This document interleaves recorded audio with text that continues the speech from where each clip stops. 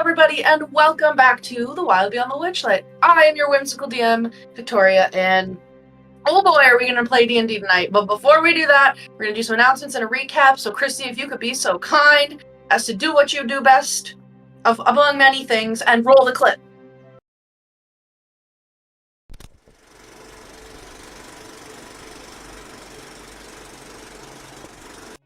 Good evening, and welcome to the show. Now, here's a word from our sponsors. Little Dragon Core is a Canadian-based dice company that supplies all kinds of cool tabletop gear. I mean, look at all these pretty dicey boys.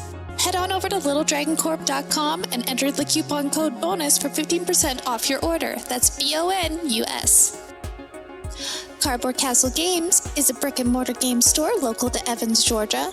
They have a wide selection of tabletop gaming and other cool games like Magic the Gathering, Pokemon cards, and even Yu-Gi-Oh! You can visit them in-store and let them know that we sent you, or you can go visit their website at cardboardcastlegames.com. Also, big thanks to Syrinscape for the amazing atmospheric sounds and music. You can add these sounds and more to your game when you download the Syrinscape desktop or mobile app.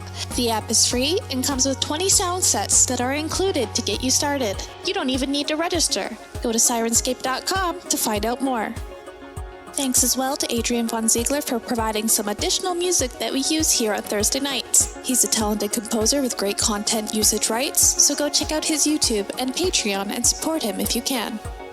Please check out our other games. We stream almost every day here at Probo. We have games for several of the major published 5e modules as well as homebrew games, and some of our games feature systems other than 5e, like Star Wars, Power Rangers, and Alien. Come watch all of our VODs over on our YouTube. You can also follow us on Twitter and Facebook. Don't forget, you can also support the channel by following, by subscribing, remembering to click the bell notification so you never miss another live stream, using channel emotes, and if you're an Amazon Prime user, you get a free subscription to Twitch every month.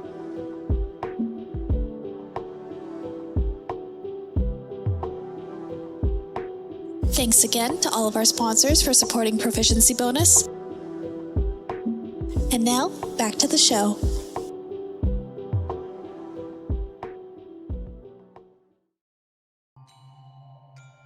Wow, Kristy, thank you so much for the announcements. Woo! I'm going to kick it right over to Ink so we can get this thing going. Ink, if you could be so kind as to recap us, please, and thank you. Yes, of course. So before I get into the recap, just a little bit of something extra for everybody. I just want everyone who is coming to watch us know that we are in the final throes of this campaign module, Wild Beyond the Witchlight. So, while our story, of course, will not be like yours, if you are interested in running or playing Wild Beyond the Witchlight, please be aware that probably starting now, and any episodes that we do after this, we have some pretty major spoilers for this campaign module. For those of you that have been following us from the very beginning, however, obviously we expect and hope that you enjoy the final kind of act of this story here. Last time on Wild Beyond the Witchlight, the party continued to infiltrate into Motherhorn Castle, making their way first down, dispatching the rest of the initial guardsmen that we had encountered, and then speaking with a I believe it was he's a Briganock, right? Or was he just small? The little guy that you found? Yeah. He was like a marionette doll, break a leg. No, Like in the lantern. Oh, Golmo, the architect of the Brigganocks. Yeah. Okay. He's Briganock. Yes. So we found a little Briganock who's been held prisoner, who has been helping design all of Endelin's different machines and things that she uses here in the castle. We got some information from him and then released him, and we showed him where to go to get back to his people, and then we proceeded to try and move our way towards the dungeon where there was more prisoners. There was a door that ended up sort of manifesting Endelin's face, and we creatively got our way inside by having Aurum I guess, bore her so much with insults that she yawned, and then we leapt inside before immediately realizing we were now stuck, which required some more creative planning from Saoirse, getting her to sing? So Saoirse had She been was like singing. singing. Yeah, they had been like singing stuff and used that for the bean. Yeah. Yeah, so getting kind of singing, distracting her, and then Aurum threw one of his magic beans in there, creating a statue in the door's mouth that held it open, and that statue basically just nonstop wanted to insult Aurum in his entire existence. We found some of the members of the Witchlight Carnival that had been taken so very long ago, and we were able to release all of them. We have the other twin, and we have the bugbear brother. One was very happy to be freed and seems to be down to possibly perform for Endelin's end, as we want to try and make steps. The other, a bit melancholic, due to his desire to always perform and Mr. Witch and Mr. Light never allowing him to. But it would also seem that it's very likely that Endelin's magic and her deals are probably contributing to these melancholic feelings, as she is a lover of tragedies. Finally, we also have the very important note that Clover's missing item is here somewhere close, and she could feel that hunger as we continued to explore. We also were able to observe Endelin's orrery, which is how she foresees all of these tragic futures, and for a long time contemplated maybe destroying it and how we would go about doing that. But we've held off for now as we continue to make our way through the fortress of our enemies. Yeah. Alrighty. Thank you very much, Ink and Kristy and Graph, our DJ. You may all have D6 bardic inspirations, or in Graph's case, a player inspiration, for your contributions to the stream. Thank you very much for helping me out with all of that. Yeah, we're gonna get right back into it. So, when last we left off, the group of you, after freeing yourselves from the prison with a statue that gaped open the mouth of Door Endelin, the group of you exited the little jail prison area with it was Glister, the Selvanellian twin, in tow, and headed upstairs at the behest of Clover, who very much wanted to find her lost thing, and she could feel that it was very close, but still higher up in the castle. You went up and you approached the viewing balcony of the Orrery of Tragedies, which you knew was a likely place that the Hourglass Coven may have been in. Upon arriving and looking down upon like all of these like working parts that were moving and spinning and creating these like strange fortunes in smoke, you found that she was not there, and neither were her sisters. And so you find yourselves I will shift ping up there. Yes, I believe I need to move my token up there, right? Because I think my token's still down. You know, it might be. Let me grab you. Where are you? Yeah, Ego and Saoirse are misbehaving. There you go. As it should be. But yeah, so many tabs open right now, good lord.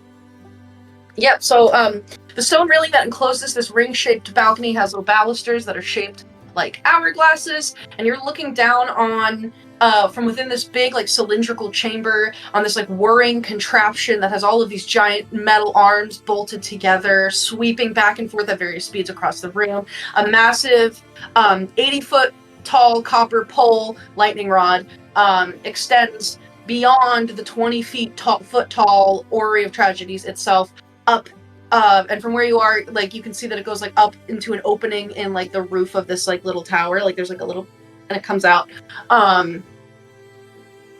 Yeah, and it goes through the 50-foot high domed ceiling in here. But you're alone. Aside from the goblin workers that had like overalls and like tinted goggles that were like sweeping down in the orrery room, which they like paid you guys no mind. You didn't bother them, they didn't bother you. So you can like see them down there. But yeah, you guys are up at the top level here of Motherhorn. What would you like to do? I'm following the hunger, I think. Okay. I also just wanted to. It was like near the end because I just wanted to ask. Is there like a window for us to check and see how the fighting outside is going? Because they don't seem concerned in the castle at all. Yeah, you haven't found a window yet. However, you are like at the top of the castle. So if you wanted to look down, it's possible that you might be able to see from here. There is also a front door to the castle. That, well, you guys don't know where it is. You haven't found it. Yeah. There aren't really like, I guess, you know what? Let's roll. No, there's no windows in that room. No, there's no windows in this room either. You haven't found a place to look out yet, but there might be. That is fine. I am on the lookout for it, but of course I don't want to stop if Clover's going towards her thing, you know? Yeah, so Clover, if you're going towards your thing, it's this your mini little icon token guy is right there. Yeah. So There could be a window in this room and that we could look out. Maybe. let me look. So there is a double door in front of you here. Is there Come out any onto the balcony. is there any noises coming out from the door? Does it sound like there's movement or people in there?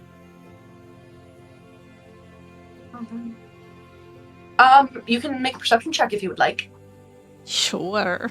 Let's see what D&D Beyond does for me. Probably not. Oh, I have to reroll! What are you doing to listen for, like, what are you I paint me think a little word picture? I think she like approaches the door and like kind of has like her cat ear, uses like her cat hearing to like focus, like turn her ears towards the door. Okay, cool. Like I don't think I have any spells that would help me. Could I get Luna to try and also listen if she gave me the help actions? Or yes. she Really quick, yes, she can help you.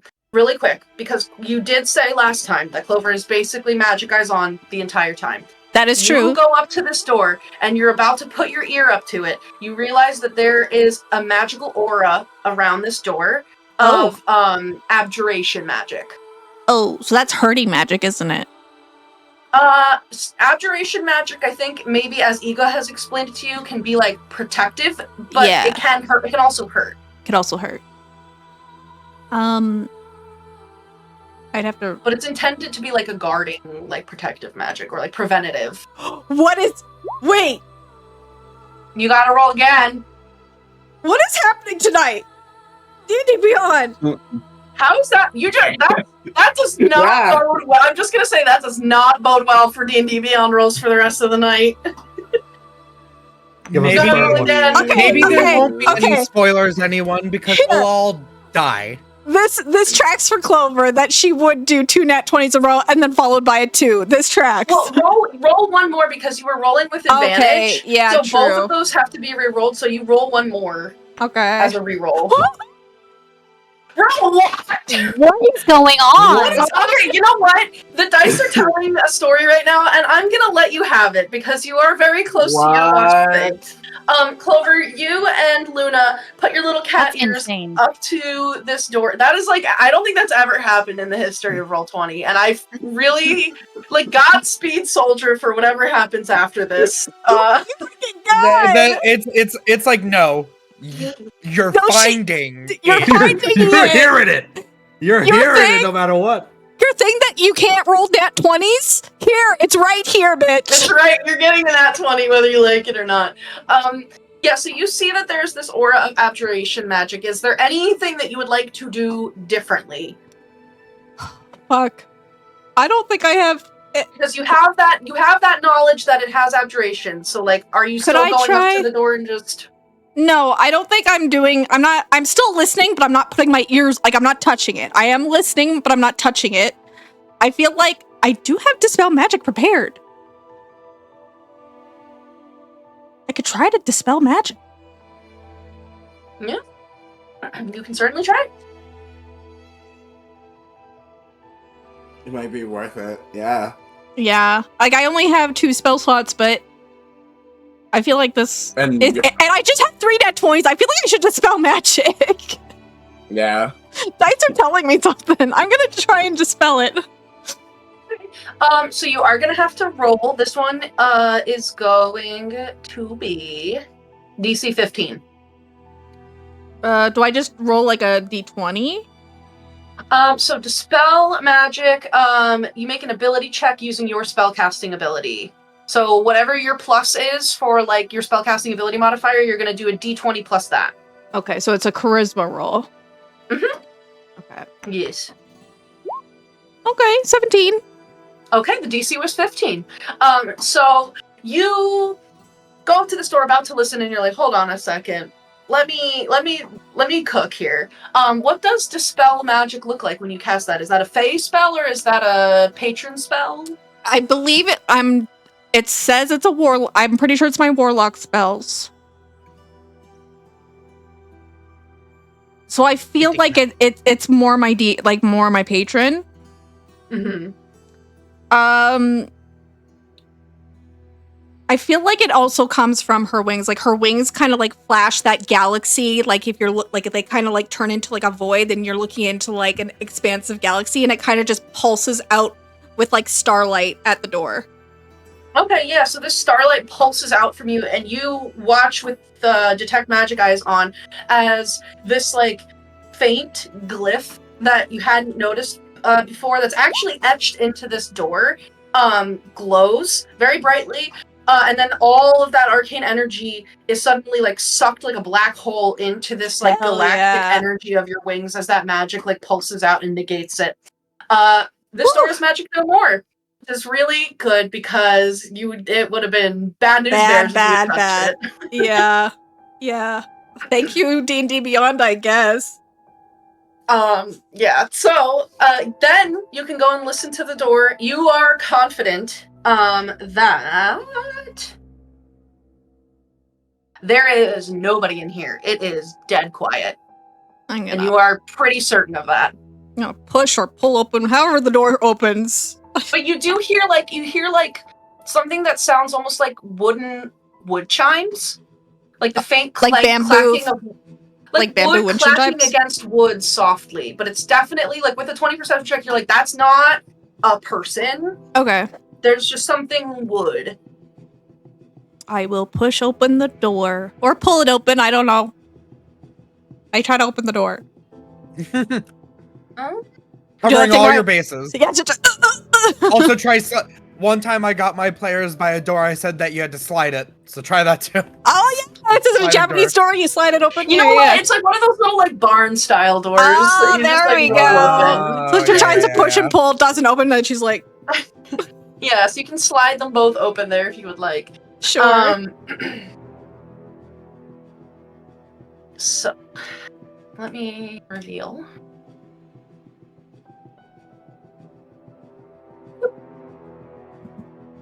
I can't believe that. It's fucking crazy. So as you open this door and look in, scores of wooden marionettes hang from the ceiling of this oddly shaped room, the floor of which is strewn with old play scripts. Near the entrance are 2 alcoves, which are here and here. I'm pinging them if you can see.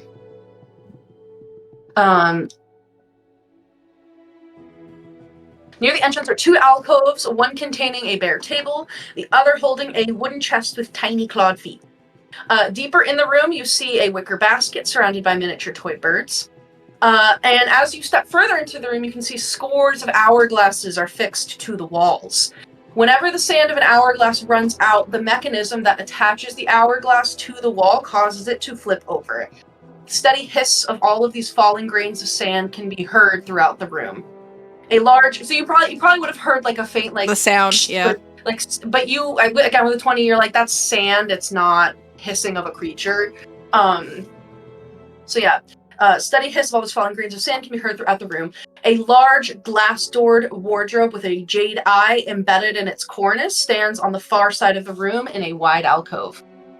And I have a picture of this room. I'll put it in Maps Handouts Pics.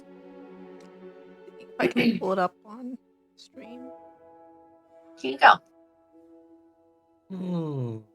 Let's see if it shows up on stream. So, A little bit. all of these, like, if you kind of zoom in on this room, there's, like, little tiny circles, like, lining this entire room. Those are all hourglasses, dozens and dozens of them. And all of these, like yellow kind of, like, things all over the ground are, like, marionettes. Like, there's literally, like, hundreds of marionettes, like, just hanging at various heights throughout the room. This is definitely not going to be an easy room to navigate through without hitting a marionette. Okay. Yes. This place gives me the creeps. And it's stuffy in here. It's dusty, musty. Is there any like magical pings I'm getting as I like get into the room proper? Let's see.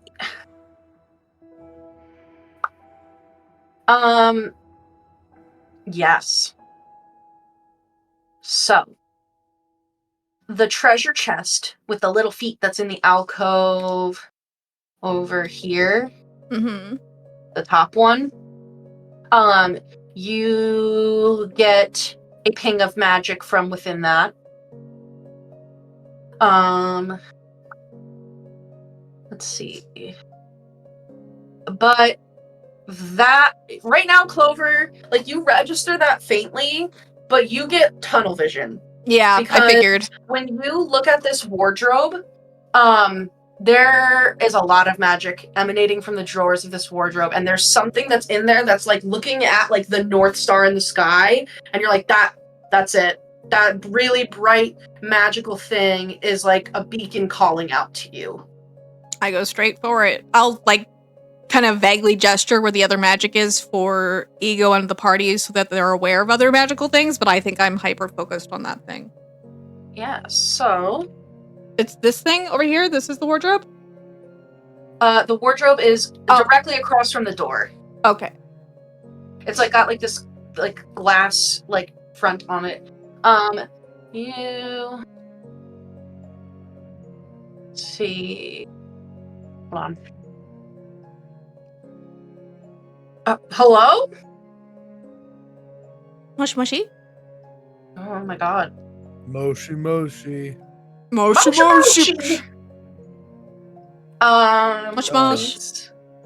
Patrick. Patrick Des. Oh my god, that is such a deep cut. What the What? fuck? Joshua Victoria! This or whatever. I don't know if I'm saying that right. I just like Yeah. Yeah. the Western accent. Patrick does. Yeah, Patrick does. Oh my god. Moshi Moshi. Yeah. Yeah. Patrick Des. Oh my god. Okay. So you're just like going and opening the drawer? Yeah, I love you, Ink. Yes, I do. Okay. You do so, and you begin digging through and like throwing a bunch of things out of here, and then eventually your hand rests on something that has like a warm, comforting feeling to it. And in one way, it's very satisfying to know that you have what you were looking for, but at the same time, to not fully be reunited with it is still very frustrating. But you reach in and grab this thing. It's small, it fits in the palm of your hand, and you pull it out. And you are looking at a stone that has been intricately carved into the face of a cat, and has one singular eye that has like an amethyst stone in it, glittering purple. And the stone in the eye on the, I just put it in Maps Handouts Pics. It's green. This one is purple. But it's this like little cat's head. And and it's like got a little purple gem eye. So while you were holding this, you no longer have halfling bad luck. You can actually crit now. It's just right there. But I don't know if D&D, I don't know what Roll20 is going to do to you. I don't know. I'm scared for you. We'll see. I might have to pull out my dice again, but I was going to be lazy and just use the dice and let the dice tell the story on D&D Beyond, but maybe I should actually... I think it's good that you got that before this fight, though. Yeah, just get it out of my system. So as long as you have that on your person, your halfling bad luck is gone. Hell yeah. But I think like there's this wash of satisfaction that washes that, like a wave of satisfaction washes over you, and there's like a moment where time completely just like stops for you. Like all of your friends rustling around doing things just stops. And you feel this like faint like caress of like warmth on your cheek. And you actually feel like then like arms kind of like wrapping around you, almost like from behind. You hear a voice in your ear. Well done, chosen one. Thank you. I knew you'd be able to do it. Thank you. Just like I know you'll be able to finish the task I started you on. We're close. You know, if you can do that, we might be able to meet face to face soon. I'd like that. It's very tiring projecting myself like this, but for an occasion like this, I feel like I had to.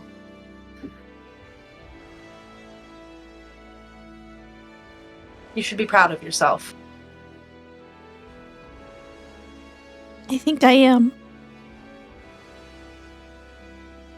And are you ready to whoop ass? Maybe? Yes. I'll try. Atta girl. And you feel like a slap on your ass. And then time starts again and this being is gone. The hesitant. Yes, I think so. Oh, you love patrons that smack ass? I love patron. It's just really nice to see a non-toxic patron warlock relationship right now. That's fair. This girl does not need a toxic patron. She really doesn't. It's the only really non-toxic creature in her life at the, like before she met you guys. She was like, this is the only thing that was actually good. You would notice that like the eye on top of this wardrobe had been like, it looked like a closed eye. Okay. And after this moment, like you come back and you kind of like look around, the eye on top of it is open. I'm assuming the eye is magical. Yeah, faintly. I want to say... Does it feel like we're being watched? It is. Faintly abjuration magic. Whether or not you feel watched by a dresser with a giant eye on it is kind of up to you. I think I am. I'll point that out to the party, that it was closed and now that's open. Can I poke it in the eye? Oh my god. Yeah, you can poke the eye. It is stone. It's like made out of jade. Oh. It's like this kind of like milky green color. I'll go look over at the chest. Okay. So now that we're like getting into this room, are you guys trying to be careful and not touch marionettes, or are you kind of just, are we like going through and just steamrolling, doing what we gotta do? No. We need to try and not touch the marionettes. Okay, yeah. So everybody needs to roll me a stealth check. Clover, we're gonna do a little retroactive. Yours is a disadvantage because you were like singular focus was getting to that wardrobe. You said stealth? Oh boy. Stealth. Saoirse is actually looking at the orrery right now. Oh my god! You can do that. What is actually happening right now? Roll20 Yeah. really said, like, I know you haven't been able to use any natural 20s before tonight, so we're just gonna give you them all. Clover, you are so short that running into the marionettes is not a problem. Okay. Ego, you are able to successfully move around quietly. I was gonna say I might. I was like, I was considering blade singing and like acrobaticsing my way through here. It's not hard. They're not like Yeah. they might like move like faintly, like with like a little bit of air that like kind of blows in from just like the general like. It's a giant like kind of like what is it's a little the castle's kind of drafty, I guess, but it's not. They're not like actively moving in your way, so it's pretty easy to do. Yeah, gotcha. Did anyone roll below a 12? Me, I rolled a 10 because, you know, they have. I I mean, rolled I'm in 11. giant armor. Yeah. I rolled an 11 with advantage. Okay. All right. Well, the big boys. That's Yeah, that tracks. So I think what brings Clover out of this like moment of like you come out from this moment with your patron, you like realize that the eye on this thing is open. I think it was like Aurum wanted to, or Dawn, one of you guys wanted to go over and touch the eye. And as you do, your arm brushes against one of the marionettes around the same time that the like shoulder pauldron on Dawn's armor brushes one of the marionettes. The heads on all of the marionettes tilt up and just start screaming, "Intruders! Intruders! Intruders!" Just all, like literally dozens and dozens of voices just screaming intruder right now repeatedly. I Non-stop. wish that I had. We should just leave and go somewhere else, right? Grab the magic things and go.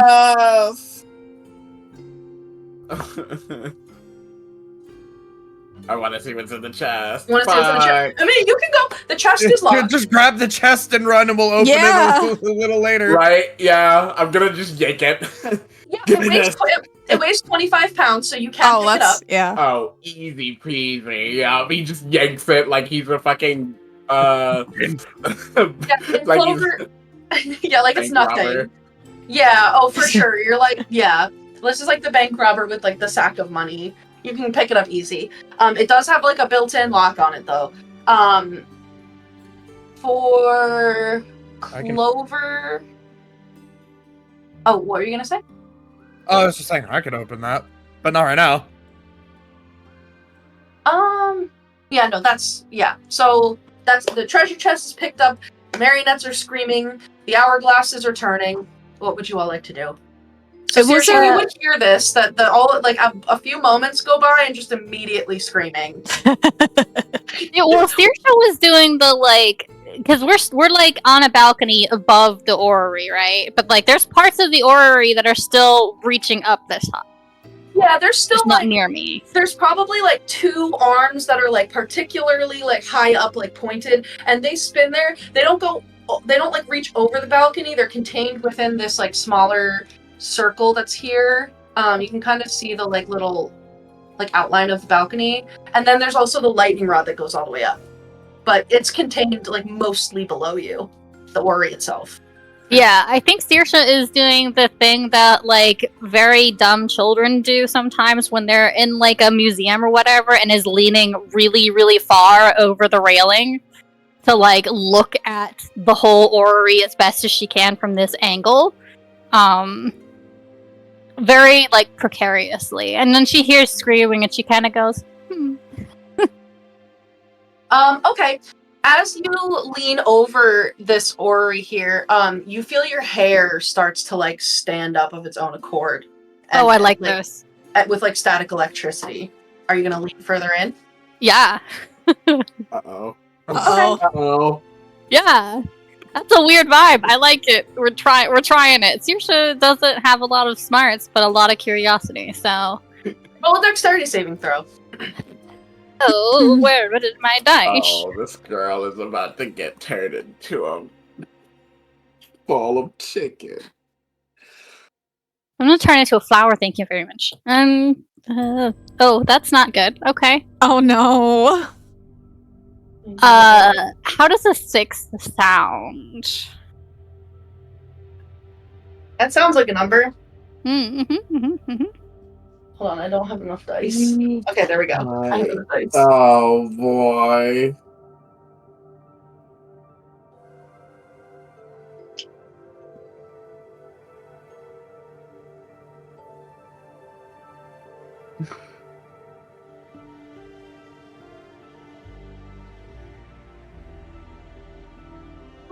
Luckily for you, I rolled pretty poorly. You take 39 points of lightning damage as the electricity that powers this thing connects with your body because you have entered the space of the orrery. And like the electricity that's coming down the lightning rod is able to like connect to your form. Okay. So here's the thing about that. I have 39 hit. Okay. You have 39 hit points? Mm-hmm. Okay. So you fall unconscious. And you're I was fried to a missing crisp. 20. I was missing 10 of them already. So. Okay. So yeah, you fall unconscious. Mhm. DM me a death saving throw. Oh my god. Because this is happening like as everything in the room is We're gonna happening. need to pick her up too. So you can send me that in our little channel, our little Iris channel. Oh, okay. Don running Or back with the DM. chest on his. John running back with the chest under his arm, and he looks forward, and he just sees her just getting zapped. Yeah. I'm What is gonna, going on? I'm gonna paint it a little. Okay, cool. So hold on. Let me just like. This is fine. We're fine. That's fine. Yeah? That's fine. Yeah, we're fine. Why? Hold on. Uno momento. Saoirse's gonna fall to her death. It's fine. So the group. So the Clover thing happens. The dolls start screaming. You guys grab the chest and begin running out. As you are exiting this room, you all see like Saoirse like from the back as she's like leaning out over this railing. It's like a cartoon. There's this like almost blinding flash of light. You see her skeleton inside of her body like get lit up at like this is like a cartoon electrocution. Immediately she falls limp and is half bent over this railing and is slowly starting to slide forward. You guys like you have like a singular one action that you can do. Actually, everybody roll me initiative really quick. We're just gonna like see what can happen right now. This is concerning enough. Hey, Vic, I was going to say this before this all popped off. Could I have grabbed a couple other things that were magical by my thing? Like, if it was in the same drawers? Yep. Okay. I just wanted to grab a few things, just in case there were somebody else's stuff. I also wanted to say Aurum didn't leave the room because he wanted to look at the birdies. You know? Okay. Well, while everyone's rolling initiative, I will tell you. You look at the little wicker basket, and you see 3 tiny stuffed birds, but they're like taxidermied, like actual stuffed birds, not like a cute little cotton bird. And then you see 3 tiny wind-up clockwork birds that are all strewn around this basket. Is there anything like special about it, or is it just like little stuff? Would you like to touch them? Yeah. They're like little stuffed birds. They're like small, you know, like they'd make great cat toys. I'll take them. You can take them all. I'm gonna take the birds, and I'm gonna take the wind-up birds too. Take all the birds. Yeah, you totally can. And then you stand up, turn around, you're like, okay, I'm ready, and you just see that Saoirse's body is collapsing after getting lightninged. Okay, so we've got a 16 from Dawn, a 15 from Clover. Did anybody get higher than that? You got a 4? Okay. I got a 17. Okay, I'm gonna just type these in here real quick. Ego 17. I need one from Saoirse as well, just for record keeping. That is a natural 20. Okay. One time I want to roll badly, because that just means another death save. I would have loved the natural 20 for, you know, total of the 21. death save. So at the end of Saoirse's turn, do another death save and send that to me in the Iris channel. After that, Ego. Like, you guys are like turning around and you see this happening. Ego is the first one that's able to react. What would you like to do? Oh my gosh, I don't know if I want to use a spell if Dawn's gonna be able to immediately like lay on hands her or something. Keep in mind that these squares are 10 feet each for like movement purposes. Yeah. That's why you guys are little in them. Yeah, I mean, like, I can reach her, but I can't lift her or anything. Goodness gracious. I think I can't close the door behind us because the other people need to come out. I didn't know. I don't have a silence spell. I'm really in a tough spot here. Let's see. Well, first things first. First things first. Let me move the 5, 10, 15, 20 feet here. Right? Mm-hmm. And I will... Oh, well, actually... Here. So that Dawn can get to touch her. That sounds weird. To lay on hands her. And then, I will hold an action to push the doors shut again. Push the doors shut again? Is that able to be done after everyone else runs out? Mm-hmm. I'll do that. You can definitely wait to like spring into action and shut the doors. And you can hear the intruder screaming very loudly from out here. Yeah, Ego is going to try, and I mean, it doesn't matter if about me being quiet, so I'm going to yell as loud as I can so the others can hear me. We have to go! We have to go, go, go, go! Next up is going to be Dawn. Yeah. I am probably going. So you were probably just to be, because you had picked up the chest. You're probably over here. Yeah, like, that's what I was thinking. So like I can say because you were planning on getting out of the room anyway, so you were already heading away from the chest. But yep, he has like the chest under his arm. The shield isn't, and his sword isn't out.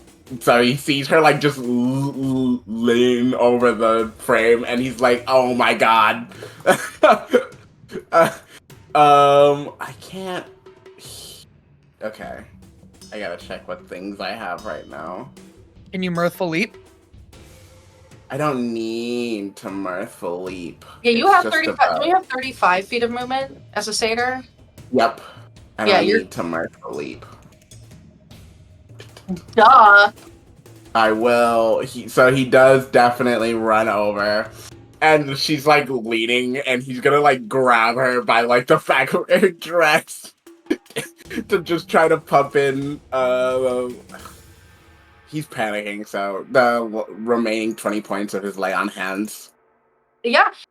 You can do so, and immediately, like, all of these little, like, dandelions and, like, fresh grass begin to sprout up around. Saoirse, so this happened, and I think really, like, the only, like, you reached out, you noticed that your hair was glowing. There was, like, a flash, and you could smell that, like, smell of burnt hair, and then everything was dark. And for a few moments, you found yourself standing in a field of tall grass back at the spring court. And there was a part of you that's like, I'm going back home, that's cool. I didn't really get to finish what I was supposed to be doing, though. And, like, where did everyone else go? And how did I get here so fast? Kind of odd. And then once again, this smell of burning hair, something that like you would never smell at the spring court because it's like flowers and fruits all the time there, hits your nose, and you feel your entire body tingling. And in amongst this like tall grass that you're in, you look down at your feet and you begin to see like little dandelions forming, and they actually start like sprouting out of your skin. And you look down at your skin and you can actually see that there's this like marbling pattern all over it that almost looks like lightning that has like gone up your entire body. And then all of a sudden you are like pulled back out of this field and you find yourself bent in half in severe pain.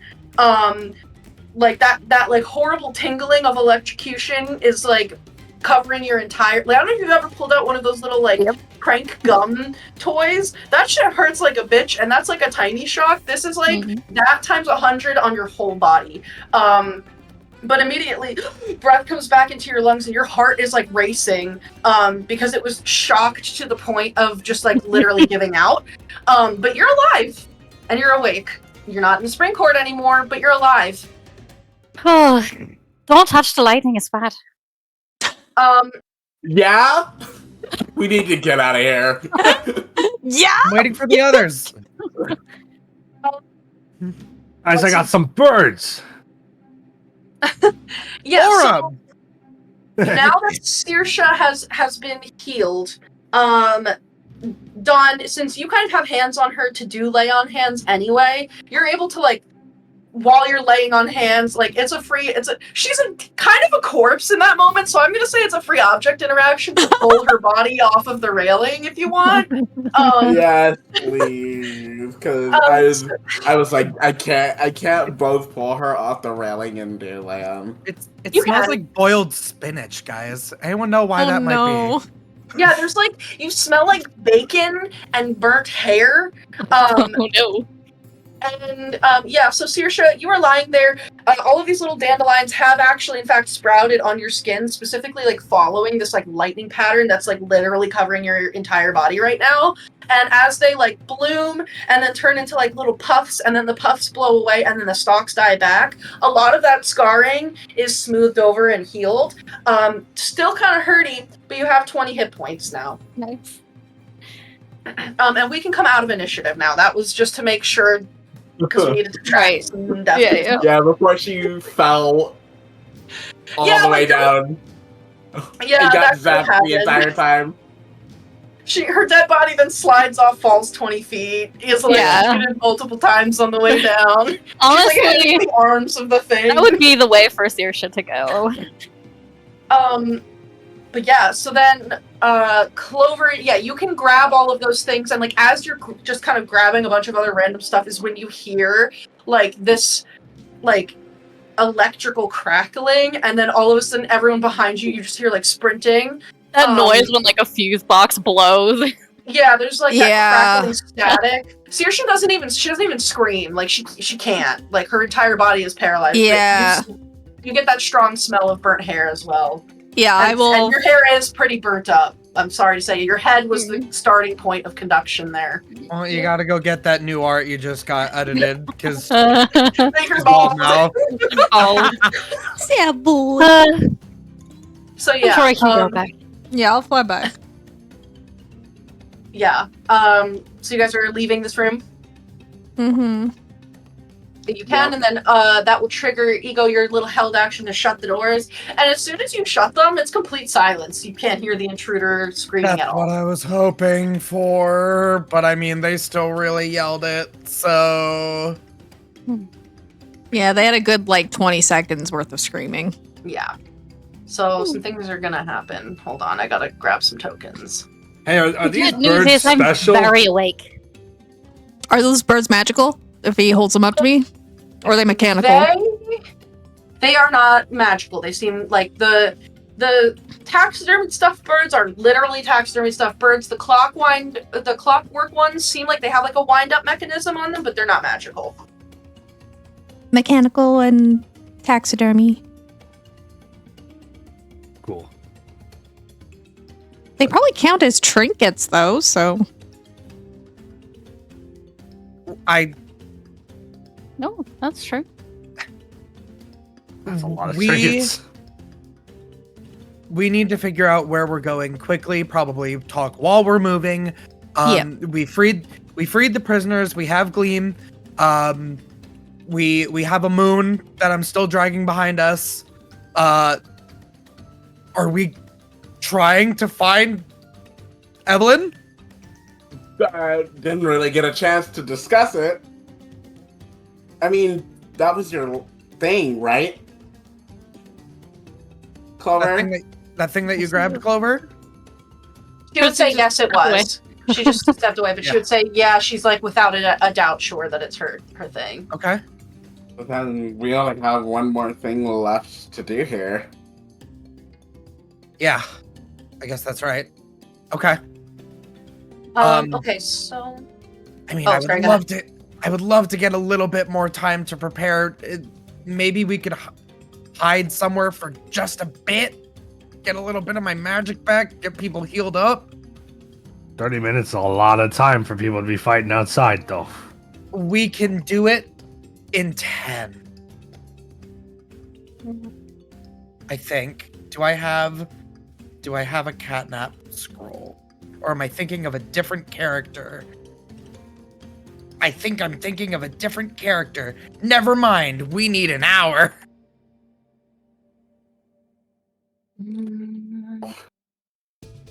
Oh, what if I tried something? Based on your I could like things boost that them just the spell. happened. So you guys are discussing like what you're going to do, and you hear what's everybody's passive perception, really quick? Anybody at or over 15? No? Nope. Okay, so all of you would hear like anybody who's like, well, no, just Aurum. You hear footsteps specifically because you're over 15. 2 sets of footsteps coming up the stairs behind you. Two sets of footsteps set the stairs behind us. Emerging from this little hallway, you see a very angry-looking woman who is outfitted in an incredibly garish theater dress. It has this like tight, like dark green bodice with these like pink bows and like this big feather collar, and then it like fades like ombre to like a neon lime green, and she's like fanning herself with this like pink swirly fan.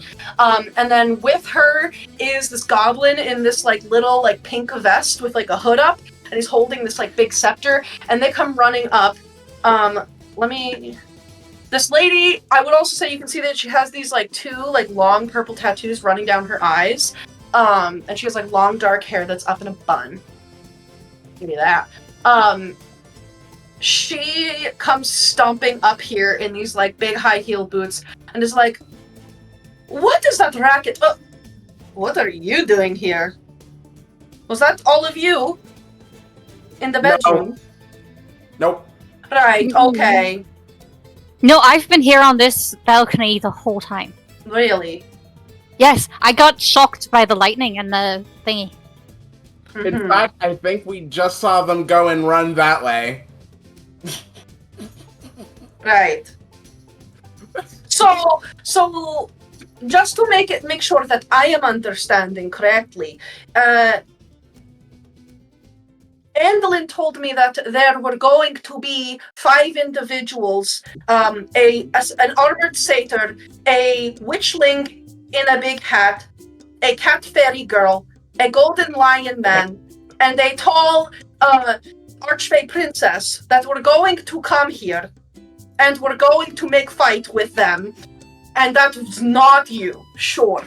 It's very That's a specific. pretty crazy coincidence. What's the bit? Yeah, that's crazy. We're actually an acting troupe that we're putting on a play about the individuals in question. Uh-huh. So we're just dressed like them. But Really good that's not who we casting. are. Okay. You know, maybe that has worked on other people. It's not going to work on me. I mean, Do you you look like dumb your- enough. What if we showed you our performance? I don't want to see that.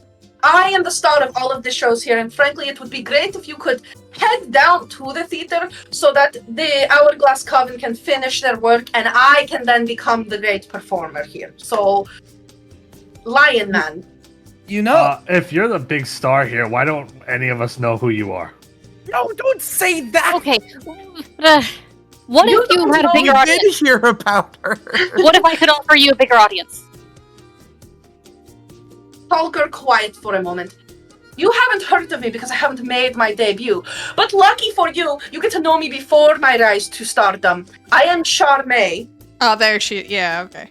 Yeah. We've heard of you. actress extraordinaire, chosen of Baba Yaga herself. I am great. And luckily you get to be in my presence just now. We thought you were. No, we have definitely heard of you. Of course you have. I have, yeah.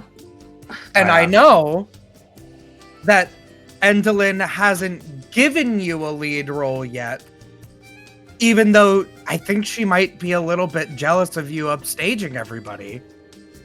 It would make sense, you know. I wrote a one-woman play, Lamentations of a Warlock, and I'm going to perform the whole play. And you know, I really think that Endolin, if she loves to steal the show whenever the performances are going south, she's probably jealous. So here's what I'm saying. We don't like Endolin. Uh-huh. Endolin always steals the show. Right. No, I- Endolin. No one steals the show. And Whole I can stage. offer you a performance in front of an even bigger audience. Whole stage for you. I am Say the what it is that you are meaning to do in saying, what you are implying, but I would love to hear you say it out loud. What is it that you are asking of me here? The great Charme. Don't say that we're in the castle yet. Give us a little bit of time to prepare. We'll deal with Evelyn. You get to be the star of the show. You know that they know you're here, right? Yes, but give us help us buy some time. By time. What are you offering? You're not really in a position to be offering much to me. If the hags are going to help me with what I want, then why should I help you? Have they helped you the yet? salon. I have 7 trinkets. Wow. Good I for can you. offer you a stage in the Crazy. spring court in the castle. Spring court. Yes. Small potatoes. Compared to this. Oh, Here. You think you're going to get a bigger audience here in Yon, which is honestly a joke. Yon is a joke. This is an unfortunate detour that I had to make because my former traveling companions, let's just say my ex-leader is very single-minded. But I'm smart. I turned the situation for Charme. How about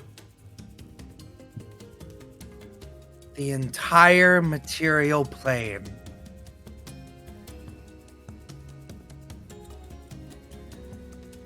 What about it? are you going to offer her that? Because we know a way out to the material could- plane. Join your circus, right? It's not They our travel circus. all of the planes of existence performing. The thing is, the material plane is they have a saying there, all the world's a stage. You could perform in, looks at Dawn, Waterdeep, I have been or to Waterdeep. I don't care for it. It smells like piss and rats. or It really does. Just to be clear, another city. I have been to Material Plane. I'm from Material Plane. I don't need help getting back to Material Plane because my patron, Baba Yaga, Oh no. will help me get there if I need to I be think there. we need to just beat her Aw. up. Now, just to clarify, I'm interested in watching the beatdown happen. Either way, whatever it turns out to be, I am not involved in this fight unless they explicitly ask me to be, which they have not yet. Nor did they ask me to guard the castle. They sort of just left to go. They were making some kind of horrible thing in the amphitheater. So, just so you know, I'm not going to tell on you in the current situation. Everybody already heard that you were here. They have magic to see that you are here. If you want me to fuck off, what do you offer? I would betray the Hex. I don't care. I already betrayed the League. What's another? Like the League of super evil bad guys or whatever it was called. The League of Malevolence, you have heard of it? Oh yes, Alcon was talking about them. Read about you in a book. Oh, you heard about me in a book. Yeah. The bard's right of me. Mm. It was a really good book. All right. How about just to turn a blind eye for now, Oh my god. how about I make a portrait of you? Uh-huh. So that you can, like, for a poster for you, for your opening act. What do you For your need debut. to do? Just Fuck off. tell, yeah, you know, you can just leave us alone. Okay. For at least I want 1 it now, hour. For at I least want 1 it- hour. I will pose for you now, though. I look very fine. I've put on my finest dress for this performance that the coven was going to put on of beating your asses and cutting you up for soup. Ew. Now is the time. How about somewhere with some nice lighting? Such as, where's Not, some nice lighting in here? you would know. We're invading the castle. I would tell you the amphitheater, but if you go there, I don't know if you're going to come out. The orrery is very Yeah, the well hags are lit, going but I to don't make recommend violence. standing in it. Yes, why would you touch the orrery? It is I would literally say- being powered by lightning strikes. Ego keeps like very looking shiny. all around for the hags to come, and Ego's like, I don't know.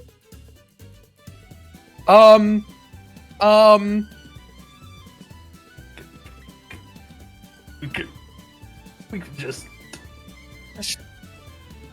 What if we did the shadow theater because it's dark in there, and I just like light a torch in there for like nice dramatic lighting? Is that a good suggestion, or do we not want to go there at all? You, It's all about you to were go told there. not. You were told Yeah, it was not to go there at super all. great in there. Let's just We could just. You know what I mean? put a rain check on this right now. If you're not What's over gonna there? immediately try to beat us up, then we have No, I to- don't. Why do I want to beat you up? Are you here to kill me? No. No. Exactly. And there was a very loud commotion and screaming. We could hear it from the booth. We came to see what the noise was. Here you are, the victims to be. First You know, of all, if you we're not know- victims to be. We're totally Oh, gonna okay. beat their ass. You did not see what they were doing down there. I did. Trust me, you're going to be victims to be. In front of the Whatever. lead, You don't even know. We've already beat each of them individually, so but they're not alone. They're together. oh, so are we. Okay, whatever you say. You didn't see what they were doing down there. I did. Okay, look. I'm here to watch this show. I was given no orders. I want to see what happens. Here you are. You have been zapped by the lightning. Are you proud of yourselves? You made a racket. We want to leave. You want to leave? Okay, the hallway right here. You know, you could go. There's a balcony over this way on the other side of this walkway. You could go and throw yourselves off of it. Save you a lot of time and probably a lot of It's pain. so The funny. end would come quick. It's about 30,000 feet from down the amphitheater, and you're even higher up here. Wait, actually, It that's a would good be- idea to go check the front door. Can we see the front Yeah. door if we go out there, out to the balcony? Or is it on the opposite side? While she's talking, I'm like sidestepping, like, yeah, you know, I'm just gonna throw myself off the balcony because I'm really embarrassed right now and I don't know how to properly leave this conversation. Okay. Well, I'll be watching, making the Okay. popcorn. See Okay. you later, Charmin. You can Thanks. see the goblin is just like, okay, Charmaine, please, let's just go back. She's like, shut up. You need to finish sewing the hem of my gown. Get moving. Okay. And she like kicks him, She's like an evil stepsister, and I'm not a fan. and they start heading back down the hallway for the staircase. Is Cinderella Alright. here? Like, hello? Can everyone please just come and get on this balcony because now I have a plan, please? Okay, give me 1 second. I gotta move their tokens away. Back to where they initially were.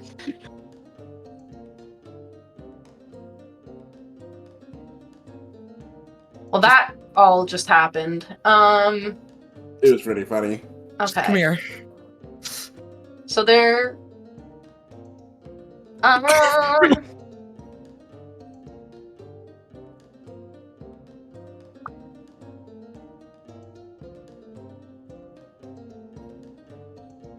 So there are 2 doors here at the end of this hallway. One to your left and one to your right. So basically north and south here. Which one would you like to go to? Is there any magic on them? No. When in doubt, go left. Up is left. Yes. Yes. Perfect. Okay. So, bottles filled with crackling lightning line wooden bookcases along the walls of this chamber. An open archway leads to a stone balcony that overlooks the amphitheater 40 feet below. On the opposite side of the room from the arch is a large wooden desk, atop which a stack of parchment flutters under a stone paperweight shaped like a toad. Scattered on the desk are ink pots and ink-stained quills. Dangling from a rafter near the desk is a rusty cage that holds 3 folded paper birds flitting about like moths. The paper birds are magical for Clover's eyes. They're probably like conjuration, I think, is the kind of thing that like animates little dudes. All right, This I'll might let. be where they remember all the way back in Bavlorna's hut. There were the doors that she could send like birds out of. Oh yes, for yes, yes. Like certain windows went to a certain place. We might be able to use a paper bird here to send a message to our troops, and maybe like we could request someone be brought up to this tower by Periton. Maybe. We could check to see if the twins are reunited and coming back. Yeah, that's what I'm thinking. Like we could have a Glimmer maybe be brought, or Glimmer and but Glimmer and Gleam, both of them need to come. Gleam and Glister. Gleam- Yeah, sorry. I mess that up every time. They fall out of my brain every time. I'm so sorry. You're okay.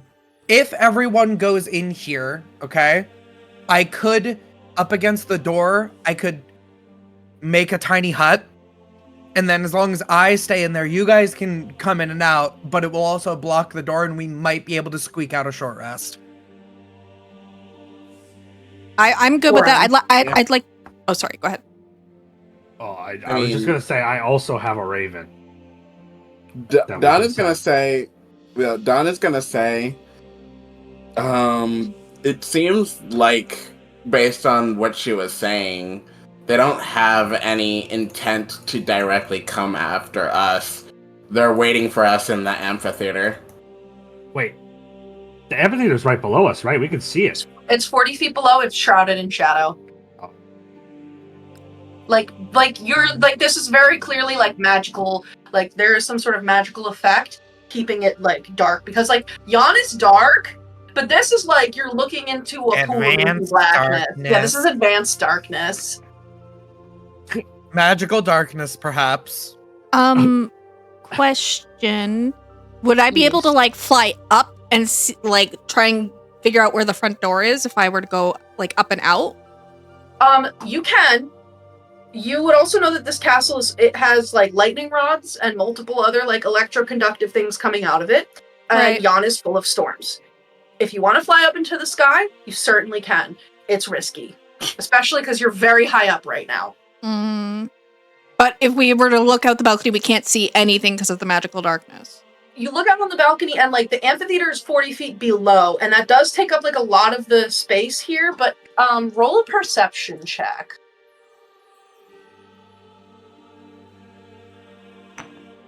Well, actually, perception. 10. Yeah. So, it's honestly, it's kind of hard. This is like, this angle, like, you think is probably the back. Like, the corner that you have found yourself in is, like, directly to the back of the castle. You can see that there is another balcony, like, over, probably leading to, from where that other door was. Yeah. There's another balcony over there. So if I were, could I like fly across to this balcony? Like if I were to go over here, could I see the balcony? Yeah. Let me just filter in here because I've come in at this point just to get my token. Oh. Is that her thing? That thing's not there. Okay, It's literally built into the map, like it's part of the drawing. Okay. But if you flit over there, This is a castle turret. It's another 40-foot high balcony that overlooks the amphitheater. Yeah, and that little contraption is not there right now. Okay. From here, you definitely do have a slightly better angle. Give another perception check, please. I'm gonna use my D6. Yeah, and you guys have also like a ton of chat rewards. That's too. true. Oh, So that's a 16. okay. Yeah, I'll just stick with the 16. I think that's fine. Yeah, 16 is good. That's good enough. You like crane your neck like down, and you kind of like hug the castle wall because like at least like if you're near the stone, you are not like a thing that is like drawing its own electricity. Like you're at least like hugging the stone that's not necessarily like conductive. And you peek out way, way, way, way down onto the ground.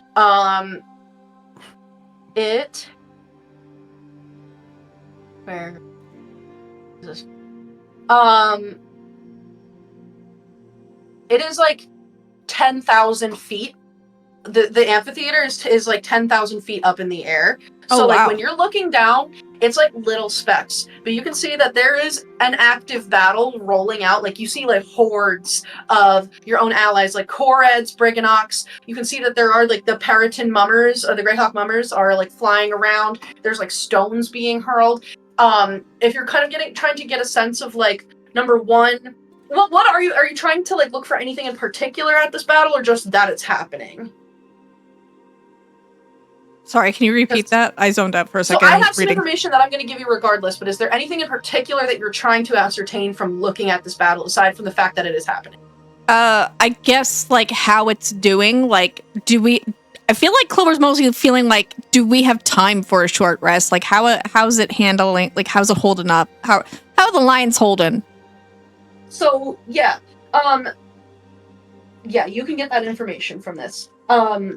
As you look down on the field of battle, you can see that on like the hags side of the army, there are shadows, there are a ton of darklings, there are redcaps, there are like all kinds of those tin soldiers, a couple like shambling mounds, and other like those little quicklings. You see these like little flashes that are like, oh, R.I.P.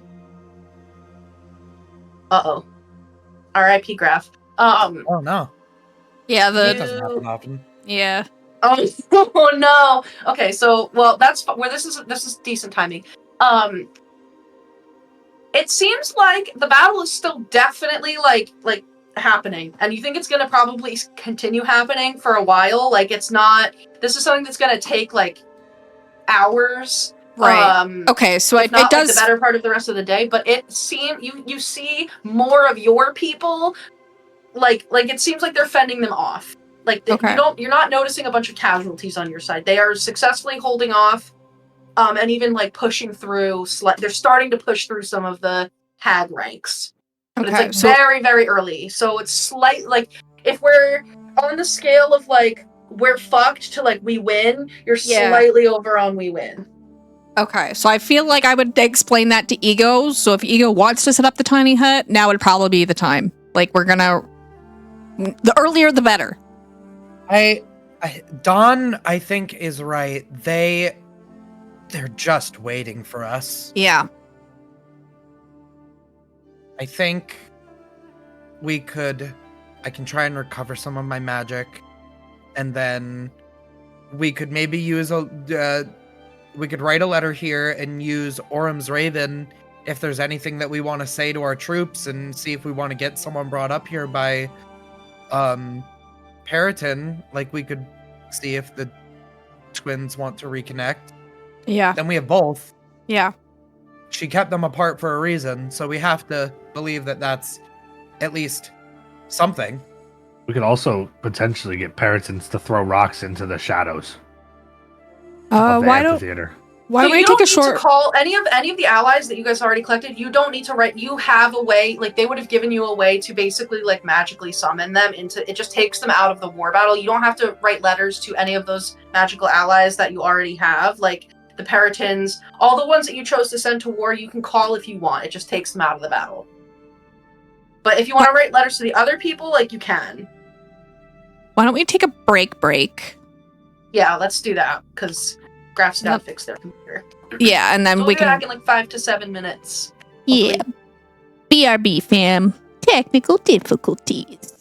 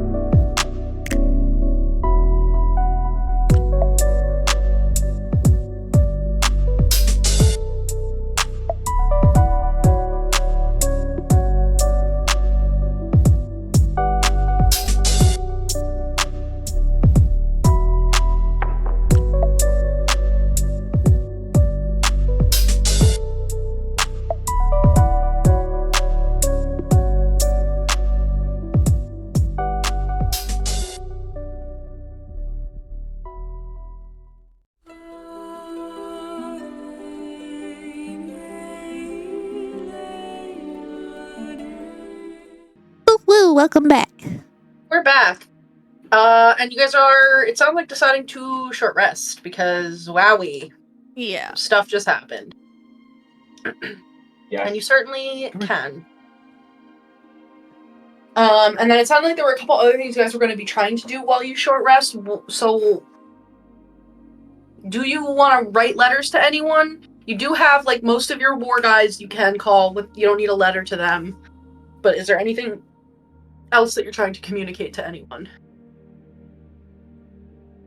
I guess trying to get the twins up here as soon as possible. I mean, they were already doing that. Oh, okay. Then I don't think I have anything. Sent Glister with Juniper to go get Gleam so that you guys could do your thing, but you also have the giant wooden moon if you want as backup. So she's gonna be. You'll have the twins at probably after the long rest. Like you're gonna have Juniper.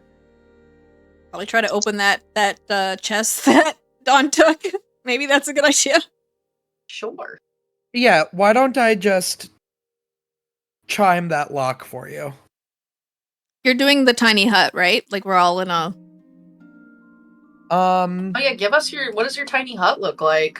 Yeah. Oh, so I mean, yeah. I can ritual cast that to save the spell slot. Do it. It is.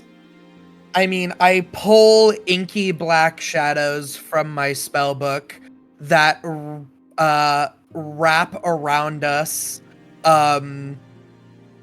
Sort of first as tendrils, and then it wraps like tighter and tighter until it creates a perfect dome of shadow. But where if this was me at the beginning of the game, it would have just stayed that way. Now, what happens on the like inside is little constellation stars, boop, boop, boop, boop, boop, all appear, and it makes constellations of us and our adventures together, and it kind of just plays them like little animations on the inside of it. Cute. To kind of be calming. You can definitely do that. Is there anything anyone else wants to do? My Use own hit shadow dice. puppet show. You can use hit dice if you want. You can clock a short rest. Clocking a short rest. Copy. For the chest, the chime of opening works on it. Let's see. Grab this one. For 9. And I can get all my spell slots back. I don't know why I do this to myself. Okay. So.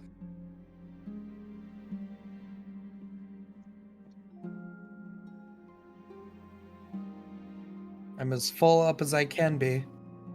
Nice.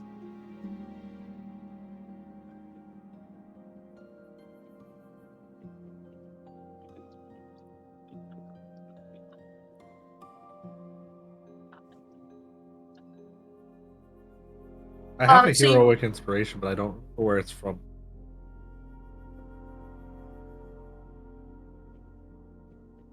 You know? You've done a lot of weird shit. Have a freebie. Have a freebie. You're gonna need it. So when you open this chest, you see quite a few different things. So there's a black sack, and when you open it, you find 4 gold bedpost knobs that are worth 25 gold each. You find 8 bottles of I think Dawn can probably clock this immediately because you probably had to go to like business dinners, like where you guys are like wining and dining clients. This is like exquisite elven wine. Like this, to buy a bottle of this wine, you have to drop 100 gold, and in some of the really nice bars, even more. And there are 8 bottles of it here. A third thing that you find in this chest is that there's like this shriveled, mummified elf hand, and on its 3rd finger there is this like ring made of this like dark metal, and it has all these like little blue and purple gemstones in it, but when you look in it, there's this like faintly swirling like galaxy kind of pattern, like stars with like little shooting stars that like look like they're moving through it. That sounds clovery. I was like, and the hand is clutched, it's like clutching several rolled up sheets of blank parchment. But there's also a title page that reads The Agonies of Aligarthus, a 3-act tragedy by Endlin Moongrave in like a very spidery elvish script. And it seems like Endelin's got a title going, but absolutely no content for whatever tragedy she's attempting to write. Mood. That's I'm mood. assuming Is it that she can't write, so she looks into the orrery to find people's tragic futures and just takes it? She's got a writer's block, so she's like researching, but always researching and not writing. Clover Hey, immediately gets magic pings off of the ring. Okay.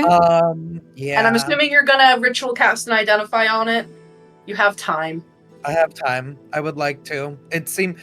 Well, first off, Ego will be like, "I'll identify the ring, and you can, if it works for you, Clover, you can have it. If I can have the mummified hand." That seems like a fair deal. Okay, cool. I didn't know if you'd want the hand too. No, thank you. That's all yours. All right, thanks. So, as you identify the ring, you realize it's a ring of shooting stars. Aw. Anyone could probably use that.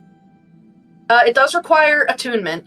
If you were to put it on, so that's gonna take you, you guys open the chest with the identifier, you're probably, 15 minutes into the rest.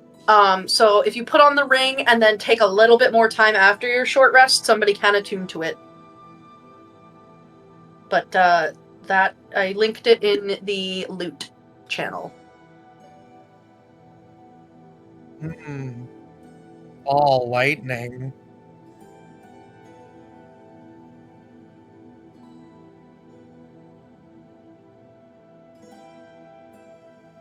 Might be good for... I do think it is good for Clover because she only has her 2 spell slots. Not true. Or I could use it. So for those of you who What are are you watching, talking about? The ring? Yeah, Yeah, so the the ring is a ring of shooting stars. There's a link for it in the loot channel. And that gives you, you can at will cast Dancing Light and Light. Otherwise, the ring has 6 charges. You can cast Fairy Fire with 1 charge. With 2 charges, you can create 4 3-foot diameter spheres of lightning, or up to 1 to 4. The more spheres you create, the less powerful they are individually. And they're basically concentration to maintain. And as a bonus action, you can move the spheres up to 30 feet within 120 feet of you. And then if a creature touches that sphere, it discharges a certain amount of lightning damage based on how many spheres there are, and then it goes away. And then with 1 to 3 charges, you can do little motes that you shoot around. I think, I mean, anyone could use it. anyone can use it, but I do think that I feel like it would help Clover a little bit more with only having 2 spell slots. Yeah, I'm abstaining from it because in this fight, I'm probably going to be casting my spells every turn, so... Oh, I see. I won't have a moment to use it because once I run out of spell slots, I'm using my sword. You know what? I failed to mention this because the situation didn't devolve, but Charmaine had a magical staff with her, just because Clover would have seen it. So. Okay. Yeah. Okay. If you would have said that earlier, that would. I'm sorry. You would have beat the fuck out of her and he would have pushed her off the balcony. Is his plan? I apologize. She's not in the place where she normally is in the module, because most of the people that are in this little mini dungeon crawl, as written in the module, are not where they normally are because they're all at war. So I missed that she had that. Okay. That's okay. Sorry. That's okay. We appreciate it because we've changed. We've changed so much. Yeah, that's fair. So, it's all good. It's all good. Saoirse, did you need this ring at all? Or are you good with your spells? I mean, I can use it, but I'm fine. Sort of whatever. I most of Saoirse's spells are summoning and so that'd be concentration. Their concentration. Right. So okay. I'm probably not gonna use it a lot. Okay. I'll take it for now, and I mean, if we get better stuff or it appeases someone else better later, we could change it. But I'll take it for now, I guess. I don't think Aurum you needs can it, start- right? Oh, Yeah. no. Okay. Oh, good. I mean, got with the these. way that Aurum gets treated Yeah. during combat, he's not going to be able to maintain Yeah. concentration. If I'll take it RDM for could hit now. anybody other than me. You know what? I think I might have engineered that to happen in whenever you guys get to the big fight. Cool. So we'll see. Okay, I'll take it for now. Yeah, totally. Okay, You can add that take to it your for now. inventory.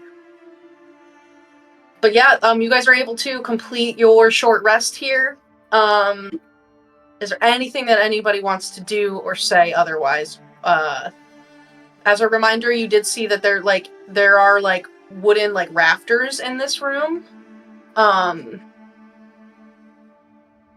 I feeling any sort of way?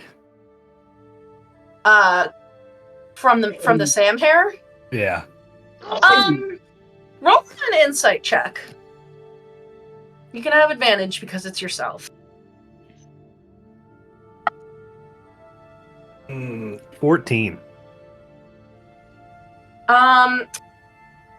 There's as your time in this castle has proceeded and you have gotten more time away because you basically swallowed the hair and then I think you guys immediately came here. Yeah. You've let digestion proceed for an hour or two now. And you feel tingly, your whole body has this sense of potential energy. It's gonna make you fart. Yeah. Definitely feeling you feel gassy. You certainly feel gassy. This, when you had the dragon tooth, now that you're feeling what this feels like, there was a definite cruel edge to the feeling that you had when you swallowed the dragon tooth. There was a desire for violence in you. This is the bubbling excitement of a child who's oh my god, I'm gonna ride the roller coaster for the first time or something, or oh my god, I just got a puppy. This is you're ready to go. You're oh, I can't wait to just let this out. And it's a very out of control feeling, but you're still in control of it, if that makes sense. But it's you're barely keeping it under. You're running on water. Well, I'm having a good time. I'm cracked out right now. Your hair is standing on edge, on its own. Occasionally you fluff out just because. Oh. That's not... Alright. Cool. Aurum's got the zoomies. I just rolled down the hallway. Oh no. I'm alright. Bounces off the wall a little bit. So mechanically, at any time you can choose, it'd be a free action, to kind of just stop holding it in. I do. That means I'm not attuned to the bell branch anymore. If anybody wants that, which is gives you detect presence of aberrations, celestial contracts, elementals, fae, fiends, and undead, or protection from good and evil. If anybody wants that. Okay, Dawn. Yeah, that makes sense. We're in the right. Yeah, I was Dawn seems like a good one to give that. Guys, I'm feeling real tingly. I'm feeling... Ooh. Let me see if I can find it on D&D Beyond. I just gotta say, I support, as a D&D player, giving Dawn the bell branch, but also giving Dawn, protection from evil and good, on himself. I'm, actually gonna jump out a window, because, it makes Fae or all those creature types have disadvantage on attack rolls against a target if you cast that spell on yourself.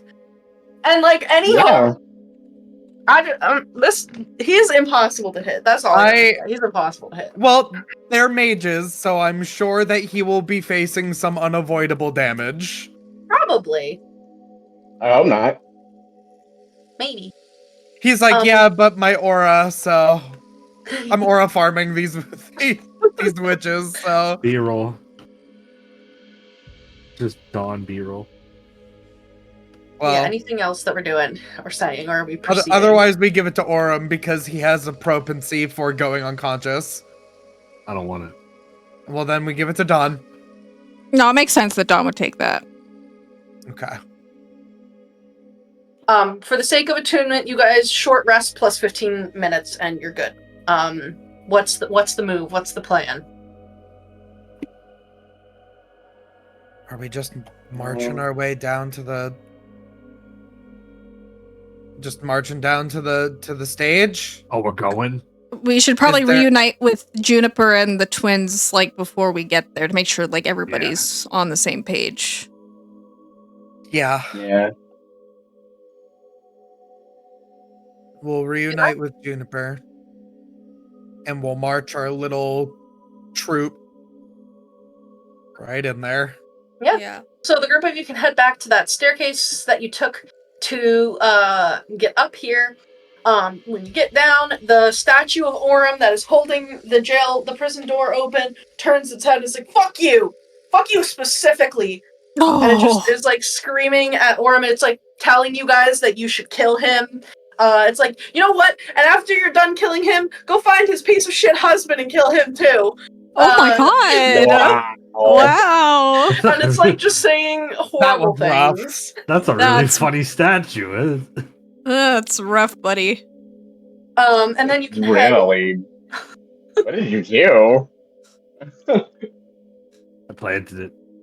I planted it. The And you things can, that we give birth always end up hating their creators. oh my god. You guys can also head back down again to like the main floor, like the library floor. If you like run all the way back down to where the secret entrance was, when you get down there, it's probably a few minutes and you can meet back up with Juniper, Gleam, and Glister. Yeah. When we get down there, I'm gonna cast Bark Skin on myself. Gotta zoom all the way out. Yeah, you are gonna have to recast that. Yeah. That's all my level 2 spells.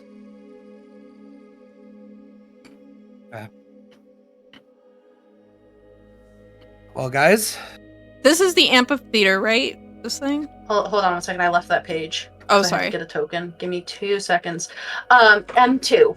Yeah, that's okay. Yes, that's it. Making sure I move my token right. Let me grab all of it.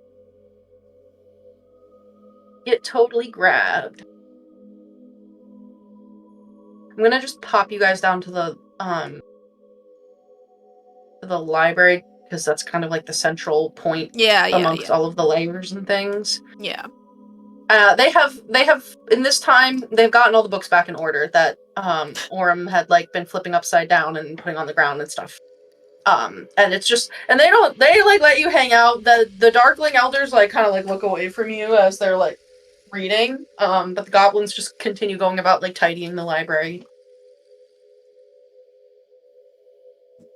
Going in. I guess so. I'm Yeah. a little bit nervous. She said that they were preparing something.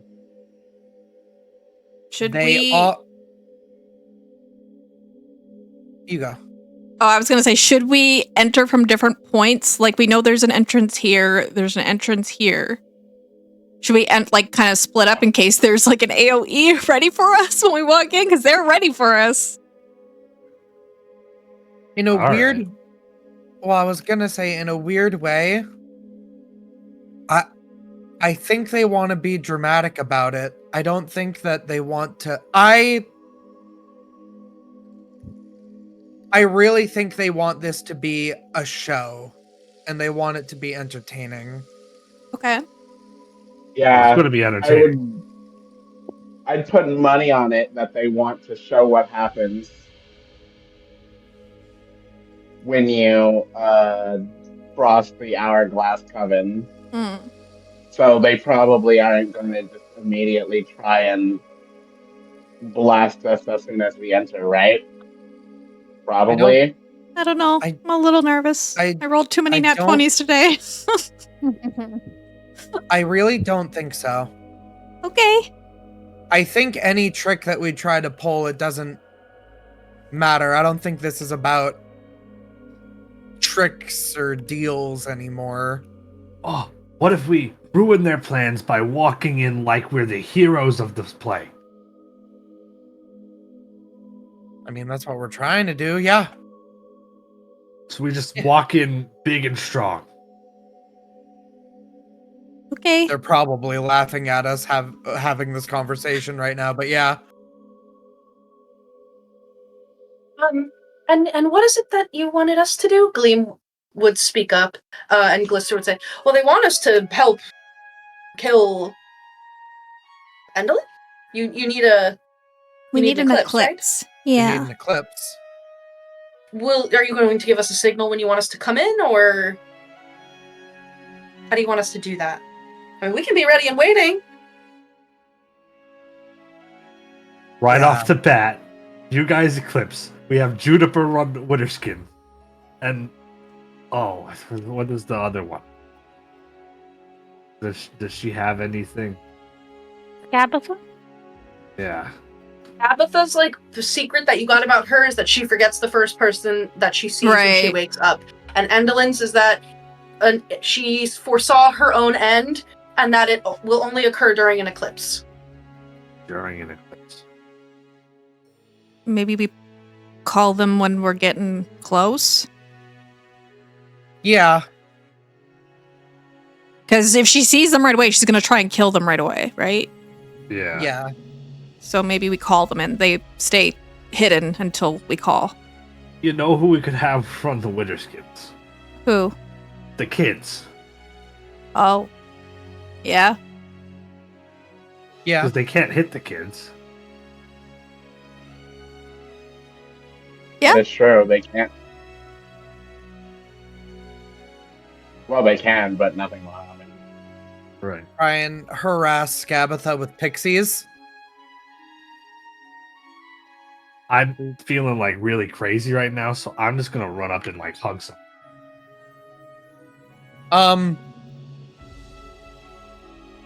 Sure. Look. I think we just gotta do it. Yeah.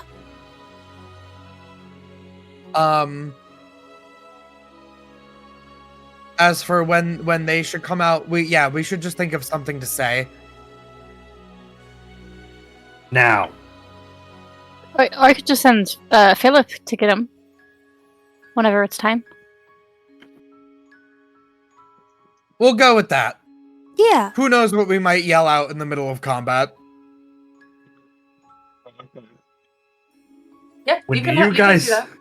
when you guys think we're at the climax of the fight for the show. For the show is the word? The show. Yeah. Well, no, I'm just saying like because we're putting on a performance, right? So they're performers and they'll know when to. How about it's time for our final act? There you go. That's good. It's pretty good. That's Okay. pretty good, yeah. We'll do that. I sent say a that, question they come really out. quick in the in-game chat. It's mainly like a Jamie Iris question, but it's there for everybody. Just want to like do a quick time check because we are approaching 11. I'm good. Jesus. Okay, Time went by so fast. It did. We did start slightly late, not super late, but yeah, the lightning situation I think kind of threw a wrench into a lot of things, but it was really That was funny. a little bit. It was really funny. That was like top 10 moments of all time. And what a way to start the show. I loved it. Okay, so everyone good for 12? Yes. Yeah, that's fine. Okay. Yep. Okay. Awesome. All right, so sorry, continue. You're going to shout for the show. No, this is our final act. And now time This for is our our final final act? Final act.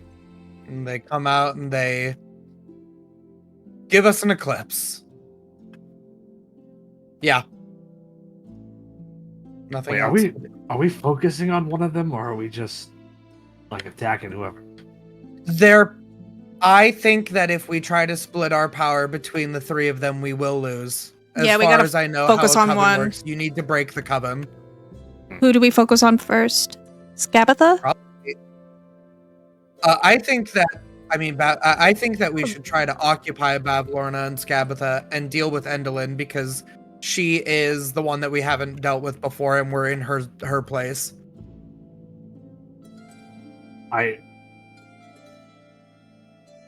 She's the one that has a weakness about dying. I definitely agree that we shouldn't kill Bavlorna first. Honestly, I agree because she's really fun to watch, just like sneezing and stuff. Right. So So we Skabatha should keep her first. around. Skabatha does a lot with those claws. Yeah, let's do Skabatha first. Okay. Yeah, or Endolin. Did you have a preference? I think Endolin is the biggest threat, personally. We'll rush Endolin. Endolin is a threat because we don't know what she's doing, but I feel like I don't know. I'm fine with either Skabatha or Endolin. I'm just here to make sure you guys don't die. Okay. We'll have to see where they're positioned. Okay. One or the other, and then whoever starts it, we just all focus? Yeah. Okay. Give them everything that we got. Good luck. Love you guys. Grab that key if you can, also. You need that. Yeah. Okay. Yeah. Yeah. I've been learning a lot about it on this, I guess, weird journey, but I love you guys too. You're really cool. I'm glad I got to meet you guys. Me too. I love you guys too. You guys have taught me a lot. So. You know, the one thing I actually ended up learning about adventures, at least through stories, is that you don't do things like that because you throw up death flags. So let's act like we're gonna win instead of saying our goodbyes in case we don't. Yeah. I hate you all, and our story isn't resolved yet. If we don't win this fight, I'll kill all of you. Oh my goodness! What happened? It's just okay. That's really threatening. But okay. Gleam would say. I'm not done with you yet. Clover's ears just flatten, like, oh. No, Clover, no. It's just. This isn't the end. We're gonna win. I know. We'll have. Okay. No more dawdling. Yeah. Yeah. Let's go. Alrighty. And you're gonna just go through this main entrance over here. Yeah, but like superhero Yes. entry. So you're like, we're Captain slow motion. Avengers. Okay. Yeah. I will stand behind the two big melee guys, but sure, I'll look real confident. So I grabbed a couple little tokens, mainly just for placement purposes, because we're not really doing HP for these guys. Right. I think I have to move them just because token settings are weird, but Will is going to represent the kids, the owlbears. Oh, somebody moved it. I can control the owlbear. Okay, cool. There's a blink dog to represent that pack, and some pixies to represent the pixies. But yeah, so I have those, and then I have Gleam, Glister. I have a swarm of bats as well. That I cannot. This is really solemn music. Calm before the storm. Can I make this? Can be edited and controlled by Ink. There we go. Save changes. Ink, can you move that swarm of bats now? I will let you know right now. Hold on. Oh, I dragged myself, my camera. Hold on.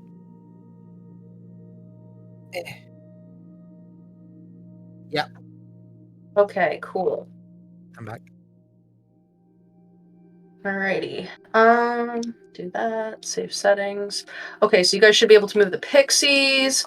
I'm getting the blink dogs. Really quick. Edit sheet. Controlled by all players. Save. Close. Okay. The blink dog should be able to be moved by everybody. The kids, as represented by Will of the Feywild, should be able to be moved by everybody. Controlled by... and same with, let's see. But yeah, you guys should be able to move, like, all of those now. I'm gonna move these Darkling Elders, because I'm about to grab all of you at one time. And Black Donald is a summon? Yes, Black Donald is a summon. Okay. So for Black Donald, we're gonna say whoever is holding the contract right now, you guys can choose. It's bonus action you basically like tear the contract, and that will summon him. The rest of all of your like little guys, like if you want to call on your Briganock Courage Strike Force, that you can just do as like one of the party actions, because you will get 3 of them in between any turns. So at any point, anybody can interrupt as we're moving through turns and just say, I think we should do whatever, and that's fine. Same thing for any of the war guys. If you decide you want to summon them, you can do that on a player, like a party action. Okay. We get 3 party actions, right? Yep. Yes. Yeah, it's like our 3 per legendary round. action. It's Yeah, basically your guys' version of legendary actions. Okay. Okay. But Black Donald doesn't fall in that category. Black Donald is a bonus Donald's action. gonna be a whole different thing. He's like a whole different thing. My bats are a party action, or is it? The bats are like, you can just command them on a bonus action, and then they will like you can like basically no, you know what? They just take their turn right after yours, and you tell them what to do. Okay, gotcha. It's a free action to say, bats, go bite this thing. I'm like, you know, so Okay. Swarm her. And then I think I'll hold Black Donald's contract, because I think I was the one that gave him a hug. I think you are, yeah. Yeah, and my bonus action is going to be filled with first my blade song and then commanding some bats, so. And I'm gonna, Ink, in your channel, I'm dropping you a Swarm of Bats stat block. Oh, I got it open. Okay, perfect. Before game. Yep. Aurum really does have that kind of aura right now. Aurum's aura. Aurum's aura. Oh. All right, so we're going down the stairs. Yeah. Yeah, we gotta do it. Okay. Bring you over. Grab a Saoirse. Grab a Clover. Move back Juniper real quick. Oh, I just made you guys all like weird shaped. Okay, come down here. We go in and they immediately cast a 9th level fireball 3 times. They cast Meteor Swarm on all of you 3 times. Okay. Oh, GG. Counterspell. Oh. So as you guys descend, this darkness, this like magical darkness, begins to slowly lift the minute that the first of you passes through the doorway and begins entering the amphitheater. You see before you an open-air amphitheater that is carved from the slope of the mountaintop. Several tiered stone benches to the left and right of you sit completely vacant, facing a stage. Enclosing the stage are 10-foot-high stone walls, above which you can see the stormy sky. Dramatic stage lighting is provided by an intricate overhead contraption, beyond which lie the rolling thunderclouds crowding neon skies which flash and glow with frequent lightning. Your gaze travels up... Hold on, I gotta change the music. It's too... Yeah, okay, sorry, I had to grab that super... I was like, Graph doesn't know what I'm about to do, so I gotta do it. There we go. So your gaze travels up to where these like spotlights on this intricate overhead contraption are pointed, and you see an elaborate set design that mimics a medieval castle with 3 turrets that are about 20 feet up in the air and are connected by like parapet-lined battlements that seem to be like forming some sort of a walkway there. The spotlights shine cold, bright light on those 3 turrets, illuminating the visages of the Hourglass Coven. Long have we awaited you, intrepid troop of tiresome twits. Welcome to my amphitheater. Endolin cries out. We have quite a show planned for you, even though you naughty children have done nothing but pester us. Scabatha crows. Time's up! Your hourglasses have run out! Bavlorna croaks. Endolin beckons you forward with a gnarled finger. Come forward, swine. My sisters and I have been hard at work, perfecting the star of this show. And you lousy lot are to be the supporting actors. Now, this is my magnum opus, and my orrery showed me that your end is most inevitable here. The time for your tragedy has come. If there's anything you would all like to say, now is the time. Otherwise, I'm gonna keep monologuing. Oh boy. If we're continuing forward, I'm just gonna turn around and walk backwards, so that I come backwards instead of come forwards, just to be extra. You're going downstairs. Yeah. Okay. Roll like a dexterity saving throw. You have to hit a DC 10. You could do it. Can I start The aura. flying up to get a better view of what's happening? Can I fly up a little bit? Yeah, sure. Thanks. Yeah, you can Nope. do that. You didn't Oh, get a 10? buddy. That's 8. Okay, you go to start doing that, like, very heroically, but, like, also backwards, and your foot slips, you begin to tumble down the stairs. Aurum, So- are you okay? Perfect. You take, 8 points of bludgeoning damage as you tumble to the bottom of the stairs. That's a lot of damage. It's 20 feet down, it's 2d6.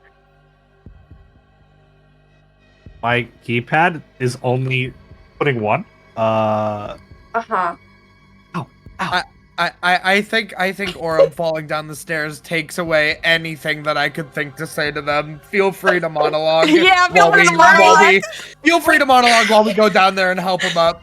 You know, like, they go to start, like, doing something, and then, like, this happens, and, like, everything just goes quiet. Other than, like, occasional thunder rumbles as it's just Aurum, like, oh, and, like, the sound of his body, like, falling down the stairs. And, like, the 3 of them just kind of, like, turn and stare at each other, like, because they're like, what? And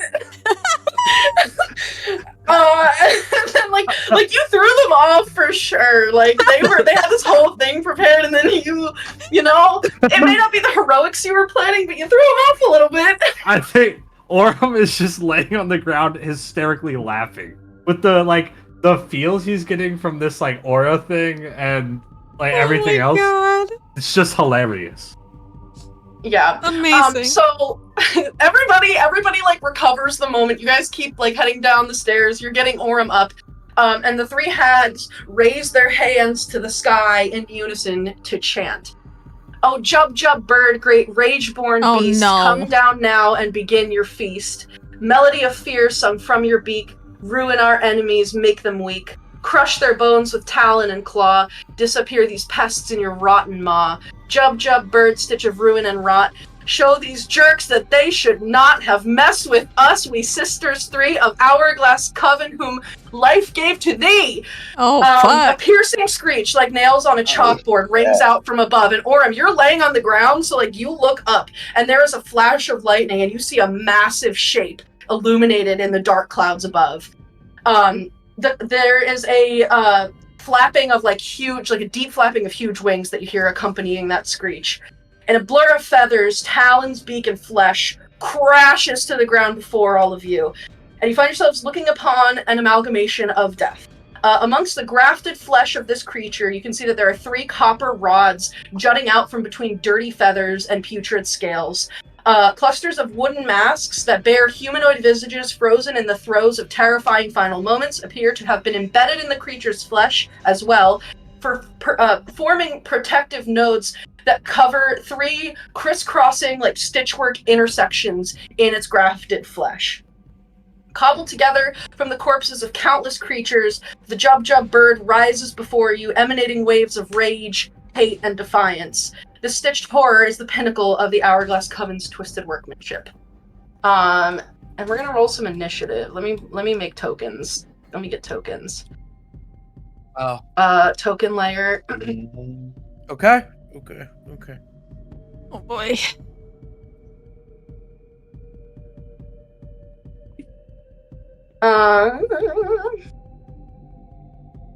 As a note too, these like yellow, like little, like things that I have drawn here,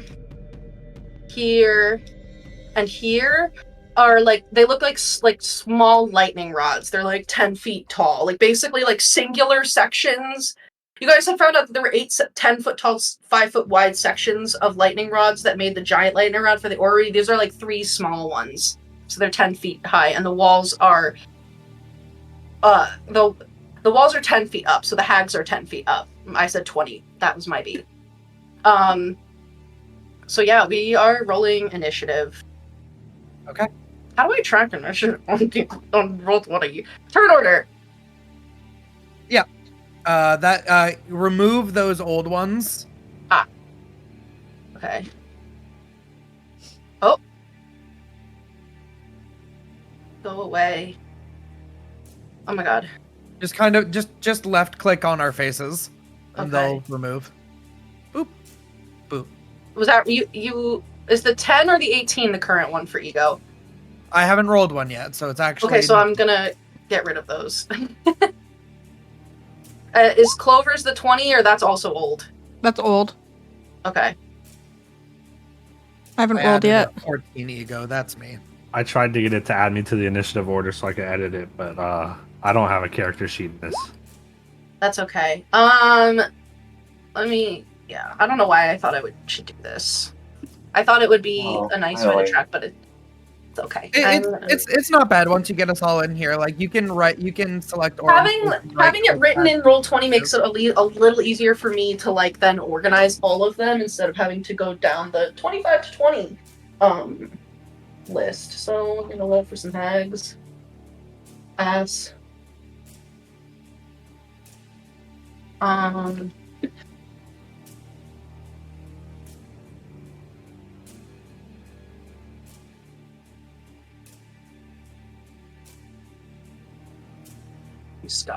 Will I be at the bottom of the stairs? Yeah. Yes. Cool. The group of you can be at the bottom of the stairs if you want. Everybody can. Okay. Oh my. I'm flying.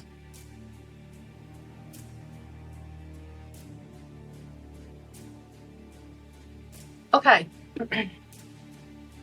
So we've got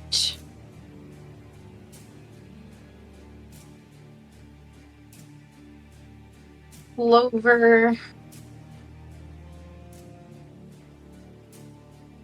Oh, actually, she should be here.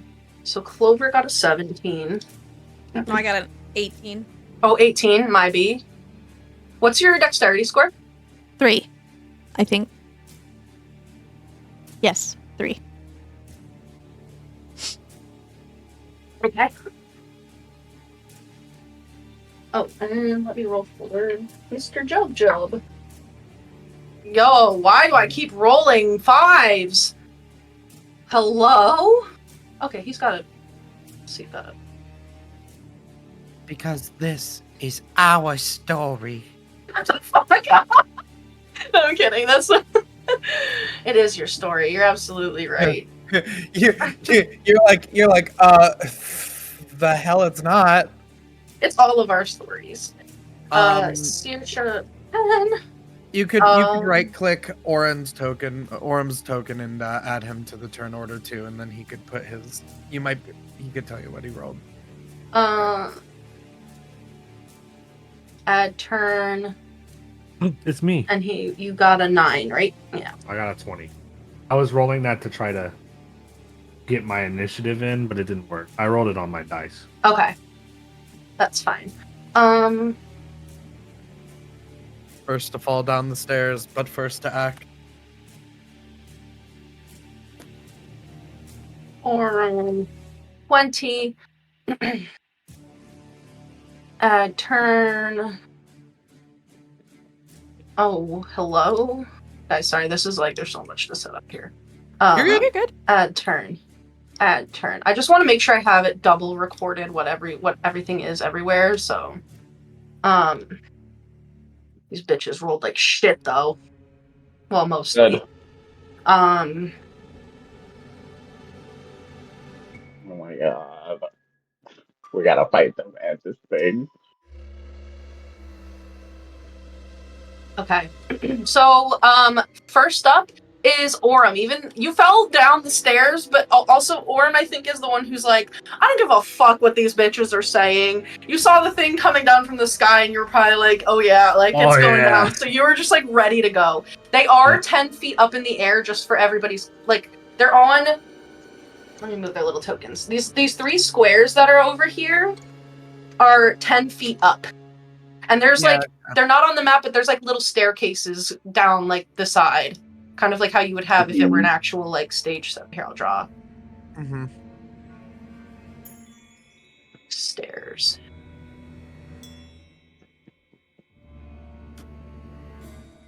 There's some stairs. Oh. So Scab is there, and is there. Battle. Okay. What would you like to do, Aurum? I'm gonna walk straight up to the bird. Uh-huh. I'm gonna let the thing out. Okay. So let me pull up. I'm gonna think I have to give you another thing to track. Oh.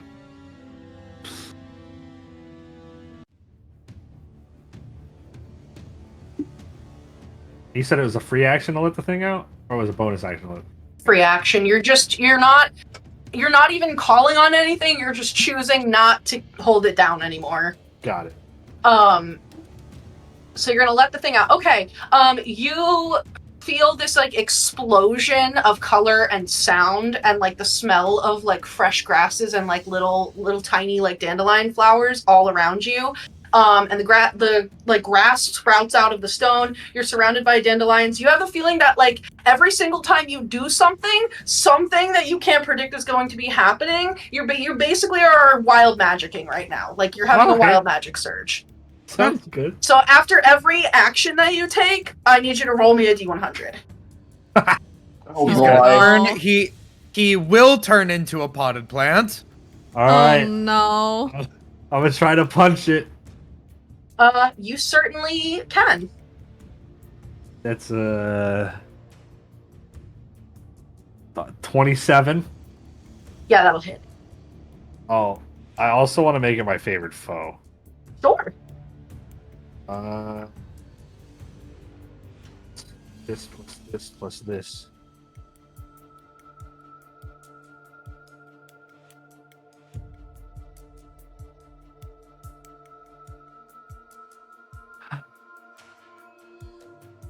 $16 points of bludgeoning. Damn. Well, oh, sorry.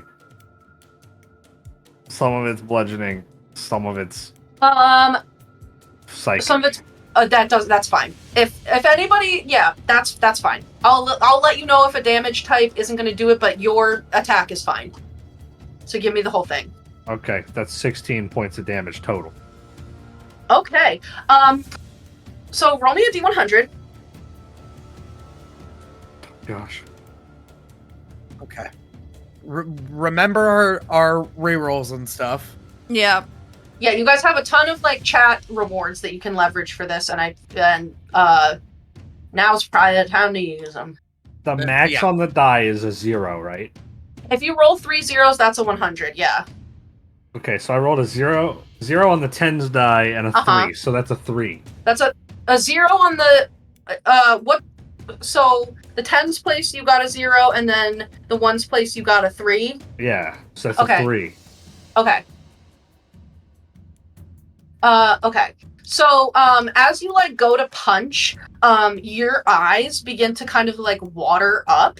And you can feel that like maple syrup is pouring out of your eyes, which you realize because you can taste it on your tongue. For the next minute, you can see any invisible creature if you have line of sight of it. Okay. That works. I'm gonna just send you that in the chat, your channel, so that you can have it. Roll me a Constitution saving throw as well with that first punch. All right. It's not good. It's a 7. Are you gonna just let that be a 7, or are you gonna use the chat? What does heroic inspiration do? That's basically just like regular inspiration. Like you can just like give yourself Reroll. advantage or like re-roll it. I'll give myself a reroll. I feel like advantage is fine because like if a reroll is worse, like that really fucking sucks. So to me, it's just like you give yourself like advantage or even like a luck point, really. Okay, I'll use it. That's way better. That's 22. Okay. As your fist like collides with like the stitched body of this giant bird that is like made out of like literally like dozens of body parts and carcasses of like other animals, so that it looks like this like giant crane. Your fist collides with its legs because this thing is about like 15 feet tall, and immediately like the reverberation of your punch causes like all of this dead, dry skin to flake off and start like covering you. You very quickly cover your mouth from it and don't inhale any of it. But it's definitely not pleasant. There's corpse dust falling all around you. I'm gonna hold my breath and punch again. Yeah, do it. 17 plus 11 for a 28. That'll hit. Time to just 6.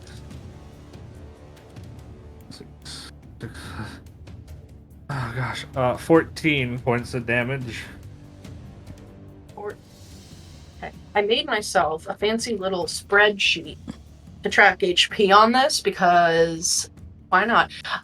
Yeah, so with your second punch, I need you to roll me a Constitution saving throw. Okay.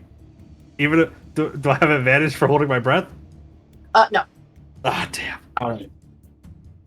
You gotta ask. 7. Okay. Are you going to use any chat rewards?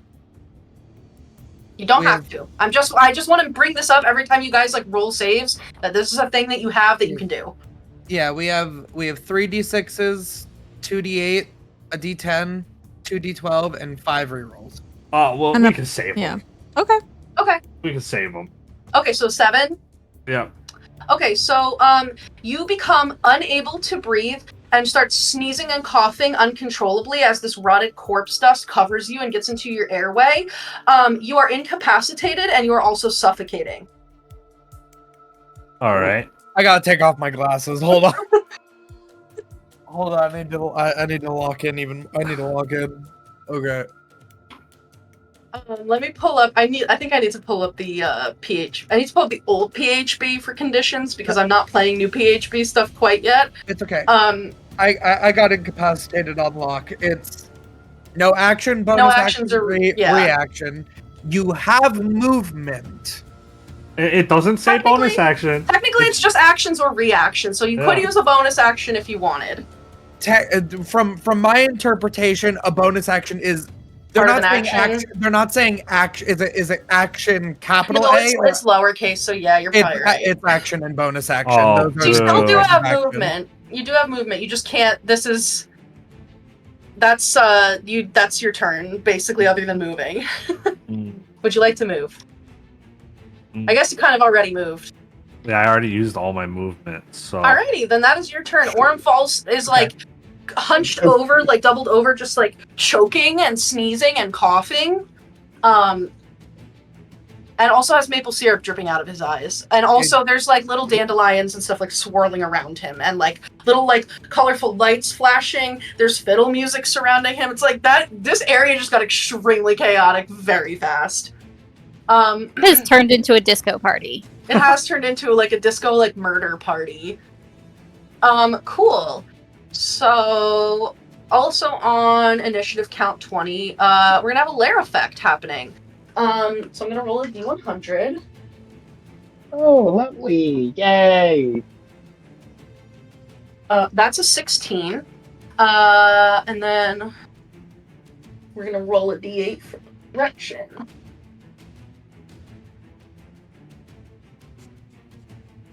Okay. A lot of stuff. Oh my lord. Please scroll. Please literally scroll. Need a...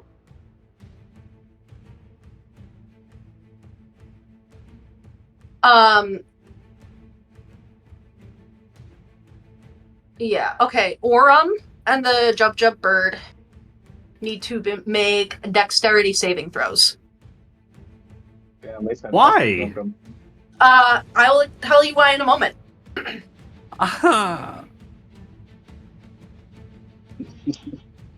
All right, remember, so the three of us have unicorn tears for him.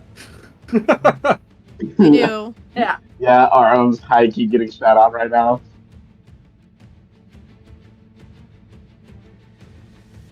He's trying to read the die. That's a 13 plus 4. Okay. 17. Okay. That is a pass.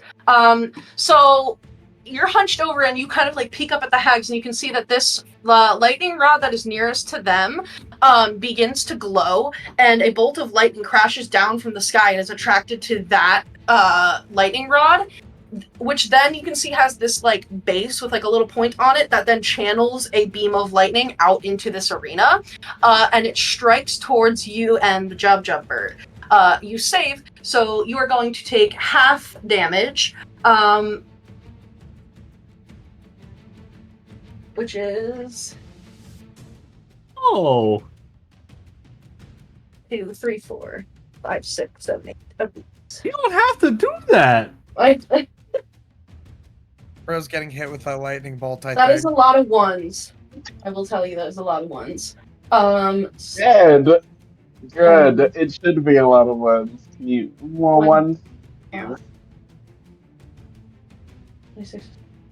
30 points of lightning damage halved to 15. Oh. All right. So you see this lightning, like, you kind of dodge out of the way and just, like, sparks from it strike you. I gotta insert it right here. What about the burb? Hold on.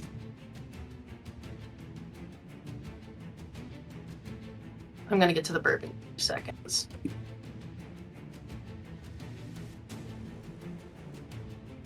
Oh.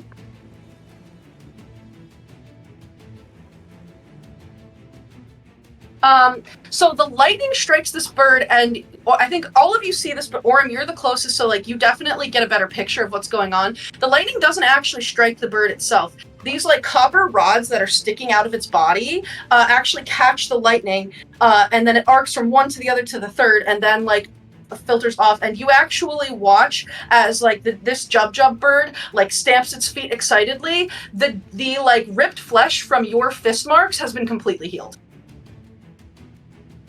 I see. Why?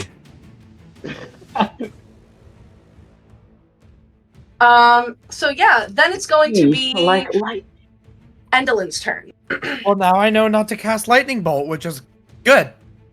What is the distance on this? 60 feet. Okay. Wait, what happened? So the lightning healed the bird. The lightning healed the bird. The bird has like 3 Frankenstein like bolts coming out of its body, and when the lightning bolt struck the bird, it arced through those bolts and like energized the musculature that has been stitched together on this creature. Yeah, lightning is like giving it life. But that's just on the bird, right? That's yeah. So Aurum dodged out of the way and only took 15 points of damage because the total was 30. So then is Endelin. It's okay. Oh,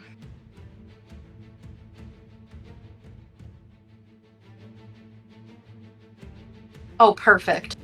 Endelin looks up at you, Clover, where you've like floated up a little bit, and says, "Oh, the pretty pink one. Little witchling has a soft spot for you, right?" Die. Need make a Constitution saving throw. Counterspell. Yeah. Okay. I need you to. There's a roll for that, is there not? I guess. Let me look. If it's above a level 3, then there's certainly a roll for this. Is that power word kill? Was that finger of death? Might be. I use it. It's probably like my. It's like my charisma roll, right? It's my spell casting.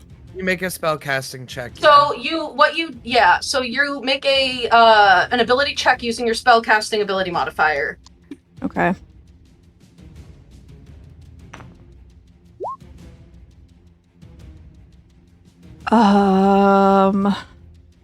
You have your D6 just from doing announcements. If you want to. No, I use that. I use that on a something else. Oh, for a perception check on the armies.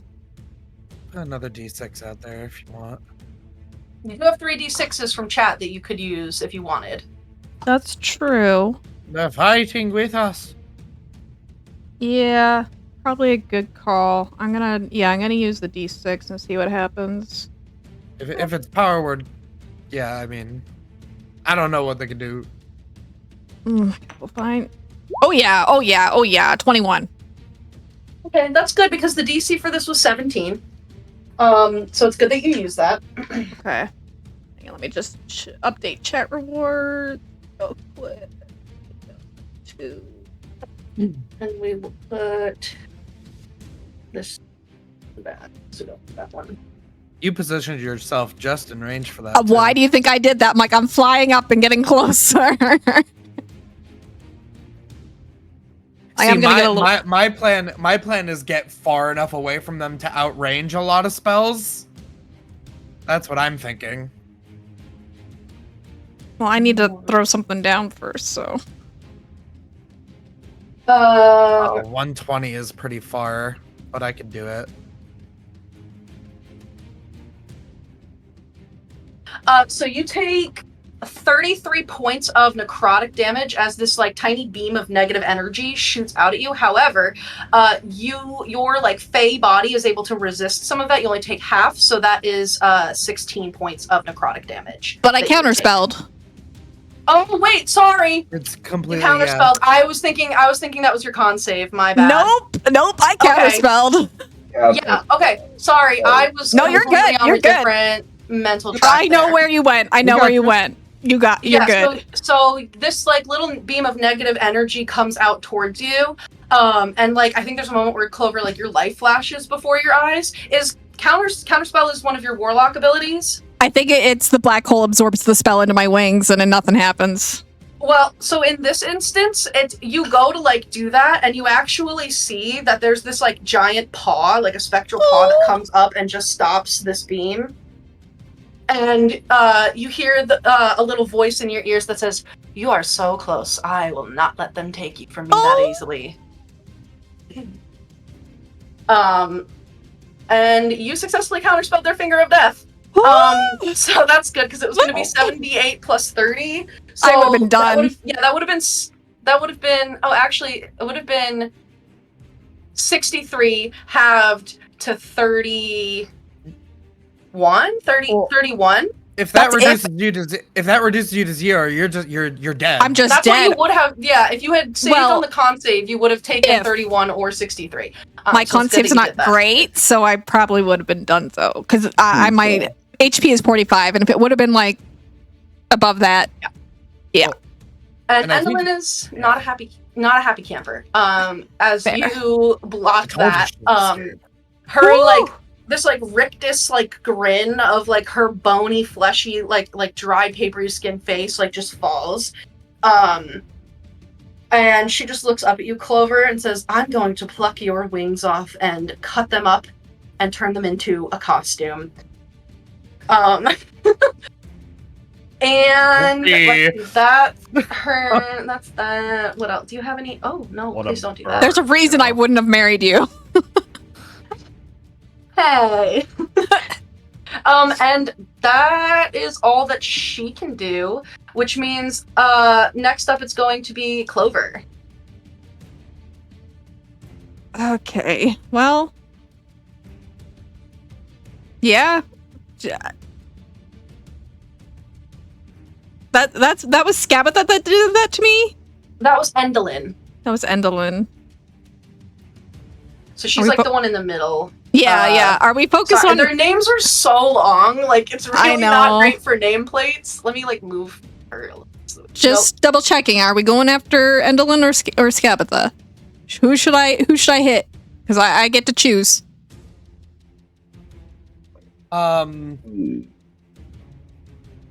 My vote is still that I think Endolin is a very powerful spellcaster. Yeah. That's my vote. All right, I guess I'll risk it. I'm gonna try to use the ball lightning on her. Yeah, sure. I don't know if she's got immunities or whatever because she's got lightning shit up in here, but I could always move it to the other one if it doesn't work on her. Yeah. So how many of Okay, so yeah, you expend 2 charges and create. How many did you want to create? Just one. Just one. I want to hit hard. Then, yeah, you can definitely do that. And are you just gonna like put it right on her?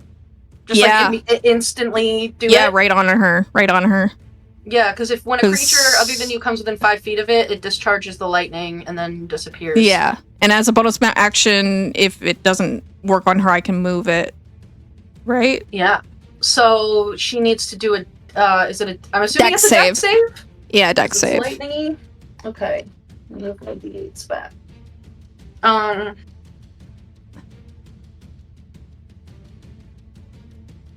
it's the save of the 20. Oh, fuck. I'm sorry. So that's a 21. Okay. So she takes half. So she takes Let me double check. Let's see. On a failed save.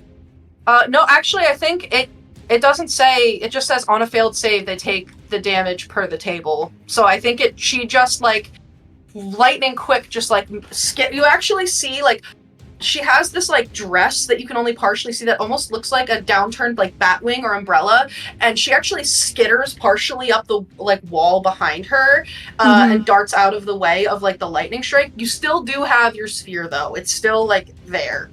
Oh, it's not disappeared. I'm not gonna disappear it because she saved. Like that would be so shit. So it's like she has to fail it or nothing happens, basically. It's one of those spells? Once somebody fails it, the damage goes off and the lightning ball is gone. Oh, okay, gotcha. But until that happens, because it doesn't say what happens if there's a success, I'm going to interpret that as it's just there until it takes. So, yeah, fair. Bonus actions, what do I got? For context, Dawn, you are on deck. Ego, you are up after that. Then Saoirse. Don't forget our allies. Yes, you do have. I'm gonna move them like around.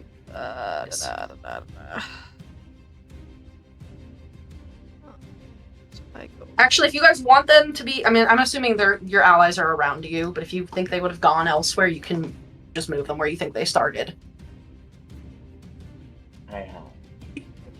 I'm debating if I should move or stay where I'm at. Maybe I'll move here. I'll hold another counterspell if I need to. Yeah. So because you just counterspelled on your turn, that's your reaction for this round gone. Yeah. Well, wouldn't it be I still have it because it was on her turn, so now it's the end of my turn? Yes, it would be. Thank you for catching me on that. No, you're good. It would be. That's why I was like, hey guys, when things are happening, please help me remember stuff because of it. Exactly like things like that. So you do have your reaction back because your turn started immediately after that. Yes. Okay, good. Thank you. You're welcome. I'm glad that I was right on that because that helps me. Okay, that I moved like 10 feet, I think. Alrighty. Yeah, that's my turn. If that is all, Dawn, you are up. Oh boy. Yeah. So I can use my pack actions before I do anything else, right? Yeah, if you want to take, like, before your turn actually starts, if you would like to use one of the party actions, you can just do that right now. Yeah. Or you can do it after your turn, or if somebody else is like, no, I don't think, like, you can just, do whatever they're for you guys in between turns. Yeah. So, where were you guys thinking of having Juniper be in this fight? Mm, Juniper might be Oh. good to help fight this bird thing. Okay. I just wanted to know. I mean, she's always near Aurum, and Aurum fell down the yeah, stairs. I feel like she would stick close to Aurum. You can do that. That is fine by me. What about Will? Mr. Will? Will and the kids I had up here, but you guys can. They could be wherever you doing the want. Widdershins. I was thinking about having them run Rittershins because It'll There. slow down. Anywhere within like 30 feet of the bottom of the stairs can be a starting point for your allies. So if you want to move them in within a 30-foot like line spot of that like square at the bottom of the stairs, you can do that and then move them from there if you want. Okay. Yeah, that's fine by me. Then I'll also have the dogs come up and help too. Otherwise, they would just get people. I would have used their first action to get people to some places that were farther away. They have a speed of 40 feet, which is perfect because I want them here, and they're gonna do their pack dog attack special action. They certainly can do that. +5 to hit, and it'll give them 46 plus 4 piercing. Oh, that's a natural 20. Yeah. So then 8d6 plus 4 piercing damage, or is it? Yeah, you double the dice. Yeah, Double the dice. yeah, 8. Okay. I'm fully forgetting how to play this game because I've been so nervous You about got the combat, a lot. guys. You got a lot on your plate, honey. You're fine. This is 5. D6. Oh, that was not very good. 3, 6, 9, 11, 12. 3 more. 17, 19, 24 plus 28 piercing damage. And Okay. it needs to make a strength saving throw. Oop, I messed up my formula. My spreadsheet formula now. You said it's a strength save, right? Mm-hmm. Okay. 22. Well, nothing else happens, but that's fine. I'm sorry. No, it's fine, It's alright now. And now And you rolled their attack. I guess the advantage wouldn't matter because you crit, so yeah. Yeah, the advantage doesn't matter because I rolled a natural 20, so I didn't roll again. And then you can take your turn now as well. Ego, you're on deck, so you should figure up after that. Yeah, I can't get within melee here on my first turn. But I can stand here, which is close enough to give Aurum a +4 to his next check.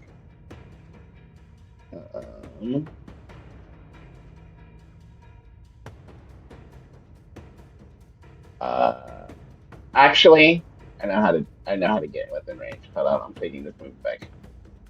Because I'm going to use a bonus action to Misty Step here. Yeah. And then I'll use the remaining 10 feet to come on here. I'll make 2 attacks. Do it. The first one to hit is a 18. That'll hit. Oh, 5 magical slashing damage on the first attack. Okay. The second attack is a 16 plus 7. That'll hit. 20, yeah. 4. What if I was just like, no, that doesn't hit? Right, I'd be so. This thing has AC 23 too. Oh, Fuck no. you. I think, No. It actually has the AC of whoever's attacking it. Oh my god. 7 more magical slashing damage, and I'm going to first level. Okay. This creature is not undead. Yeah, I Its creature figured type it wasn't. is not an undead, so just the Right. regular smite. Yeah, 11 more radiant damage. Okay, so then 12 plus 11 is 23 total damage. Okay, because radiant is not a. You can just give me radiant with whatever other weapon damage you do. Okay. You got it, and that will be Anything? my turn. Okay. After that is Ego. Saoirse, you are on deck. Okay.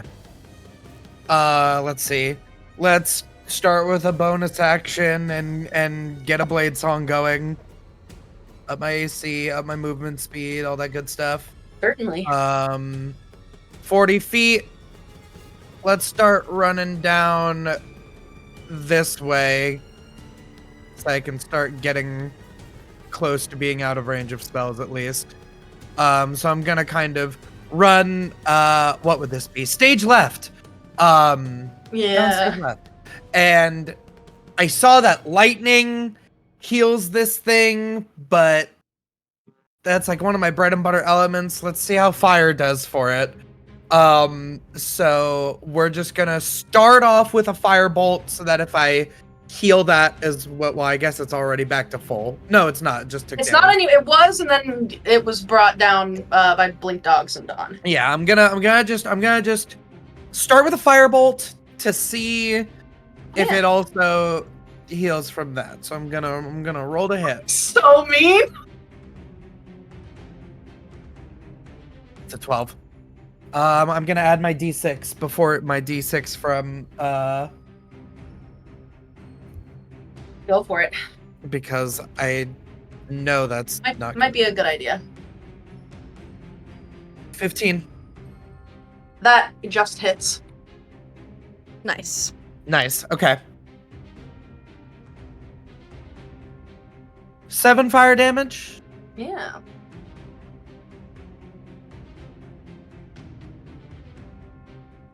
Seven. Because I can't line this thing up with a lightning bolt and hit them. I'll heal it. So. Yeah. So you send this like little bead of fire out, and it strikes the body of this of the jub bird. And while it doesn't seem to do like more damage than what you would expect, as the fire like catches and like burns up some of its feathers, you can see that this like long-legged corpse bird begins stamping and screeching and like flapping its wings and is trying to like put the fire out. It's definitely not happy. All right. Well, it doesn't like fire. Is there anything else you'd like to do? I was just going to use a player legendary thing. I was going to get the children to start doing the Withershins now Okay, before let's she do that goes. Let's do that once Ego is confirmed done. Yeah. Sorry. Yeah, I'm done. So I was gonna have my bats go, and then feel free to have the kids do that. Okay, yeah, let's have the bats go, and then we'll do kids. Open up my robe, and my bats will fly out. My bats that I've had waiting in the wings for me. So let me go grab their token because they would be here with me. Everybody roll me an them. intelligence check, really. Saoirse can't roll it. No, Saoirse can roll it. Everybody roll me an intelligence check real quick just to check something. Okay. But yeah, and you can also just tell me like anything for bats. 23. 6. Okay. So for Ego, because you got a 20, anybody who gets above a 15, this isn't necessarily confirming or denying anything in one way. However, if you recall, when you ran Withershins around Bavlorna, both times, both in her hut and again in Skabatha's lair, you were in very close quarters with her. They need that to, information as you will. They need to Get run over there closer. first. Okay. Yeah. What's their... Never mind. Keep going. I mean, they just have They're a regular. 30 feet. Yeah, Yeah, but they're they just can regular. they could dash. You could tell They them could to dash. Yeah. And then... Bats. Bats, yes, they are a swarm, so they can occupy another creature's space. So I'm going to have them fly 30 feet out from my hat and robe. Yeah. Kind of underneath, or around it here. Yeah. They've gone under the token, but I'm gonna put you. I wanna keep the bats visible and useful too. So I am gonna put them behind it, but we will know that they are. You should be able to right click and say bring to front or send to back. So take your big bird and right click and hit send to back, and it should put their token on top of it, I believe. Oh, there you go. Yes, thank you. People who You're know welcome. Roll20 better than me is everybody. I'm going to roll for them to bite it. Yeah, do it. Attack. That is not Yeah. going to hit, unfortunately. They are flapping around and trying to bite into it, but this creature has this like all of these like bits of like rotted flesh that like the bats are just like pulling off like big dead skin flakes and not quite like damaging it. Okay, bite it like a little deeper. Then I'll have a multi-attack. So that's me. So now we can have the kids. You want them to dash, Kristy? Yeah. Get them up there. Okay. They could get right there underneath. Yeah. Yeah. Yeah. And then you just want them to run Widdershins? Run those Widdershins, Okay. kid. So for Widdershins, that one's like kind of like a special action that I probably should have put on the sheet. Any of your people, anybody can run Widdershins. If they're running Widdershins, if you try to use that ally for another like party action, they have to stop running Widdershins. But the kids can run Widdershins there. And luckily, the turret is only 10 feet high, which is exactly the range that somebody needs to be in of Bavlorna to activate her allergy.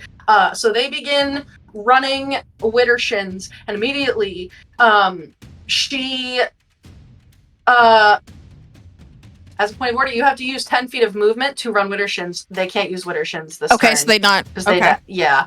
That's But fine. you can tell them that they need to run Widdershins.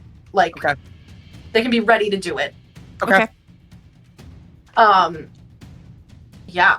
So next up is going to be Two of our Saoirse. actions. Yeah, so we still have a third one that we should use because Saoirse's the last one of us to go. Yeah. Saoirse is going to, as a bonus action, summon her hawk token. Totem. Yeah. Yeah, that's it. Hawk totem. got there. It's late, you guys. My brain, no braining Hawk anymore. Hawk totem. Although I think it probably takes on, because she is in I feel like it's like a little Robin.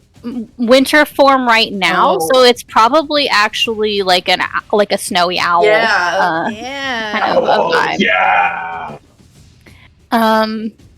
And then so that will be. Where's my totem? Actions. Spirit totem. It creates a 30-foot radius.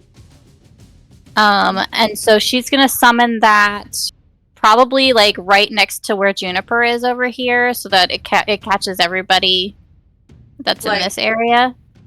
Okay. Yeah. So, So, like, probably, like, it's a right 30-foot here? radius. Yes. Oh, okay. So 10, Like 20, it's like an 30, aura 40, 50, 60. from the 10, totem. 20, 30. And I can move it, so if it's easier for you to like make a little guy, then we can do that. I have a circle here. We can just move the little circle, but if you want it to catch everybody, so you want it like right here? Yeah, to catch everyone that I can. Yeah, for sure. Yeah, let me make it like green so that it's very visible. But yeah, so you can summon this like snowy owl. All of everyone who is in the aura gets advantage on perception checks, which doesn't seem like it's relevant at this moment, but just in case it becomes relevant. And as a reaction, I can give one of my allies who is in the aura advantage on an attack roll. Alrighty. Yeah. So that's that. And then I am going to... That is not a concentration thing. That's my, like, shepherd druid thing. So it's just there until it's not there anymore. And then I'm going to summon a Fey spirit. Go for it. Is that the one where you get, like, the specific stat block for it? Yes. Okay, so we'll just have it go on your turn, I think, is how it works. Yeah, that makes the most sense. I don't know if that's how it works, but that makes sense to me. I'm gonna grab you a token. It's just gonna be Amador because that's just what I had immediately closest. Hilarious. um, I don't know. I guess, Victoria, what do you think would be the most appropriate fae for her to summon? In, I guess she's in winter form. Maybe it would have to be a wintry type fae? if you're in winter form, I can tell you what it is. Okay. Okay, I'm putting him. It's literally. We're doing a fuming just as because there's 3 different like And types. where do you can control Amador? That's just gonna be the token, but you can put it wherever you want it to be. You should be able to control it. Yeah, let me check where I can put it. But yeah, continue. You go to summon this spirit, and it actually takes the form of like a humanoid. And you would see like this very tall elven man with like pale, like frosty white, almost translucent skin, who's just like layered up in these like big dark furs, and has this very like long white hair that comes down, and a very like sharp, handsome features, but an extremely stern expression. And he's wearing like very fine clothes, just as fine as yours, if not finer, but like his entire body is covered with like icicles, and there's just like this snow blowing around him.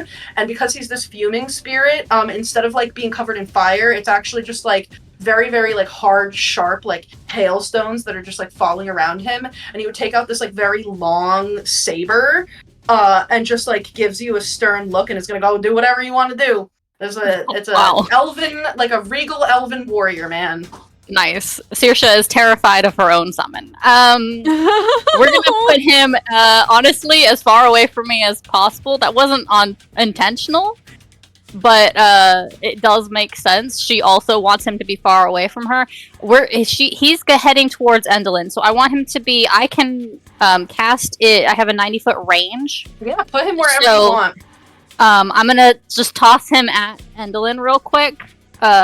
If he can't get there within that summoning range, then he also has 40 feet of movement. You can summon him literally on top of her because you're 70 feet away from her. Yeah, so I think I want to do like an anime summon thing where he like appears above her and then drops down with the sword, kind of like to like cut into her. He does the like fencing stance of like puts one arm behind him and is just like falling onto her with the sword. Yeah. Just full anime vibes. Roll for the attack and stuff.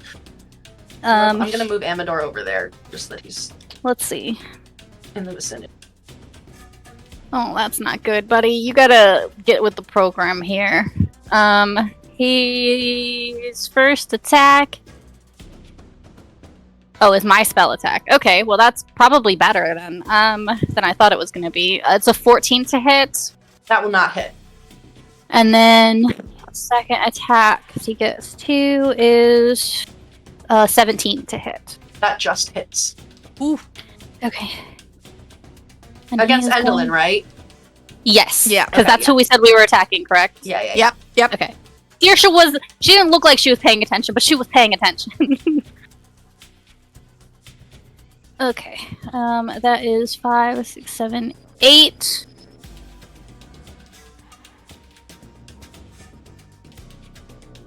Piercing damage, and then 1 force damage. Give me 1 second. What was the total? 9. The damage type doesn't matter for her. Okay, 9. Okay. Yeah, so he like falls out of like the sky where you have summoned him, and she again like with these like spidery like articulated attachments like underneath her dress skitters out of the way, but he lands on like a single foot and like very nimbly turns and swings out like his like little sword, and cuts into her like dry papery flesh. Is there anything else you would like to do? I'm both scared and turned on. No. That's hot, but also terrifying.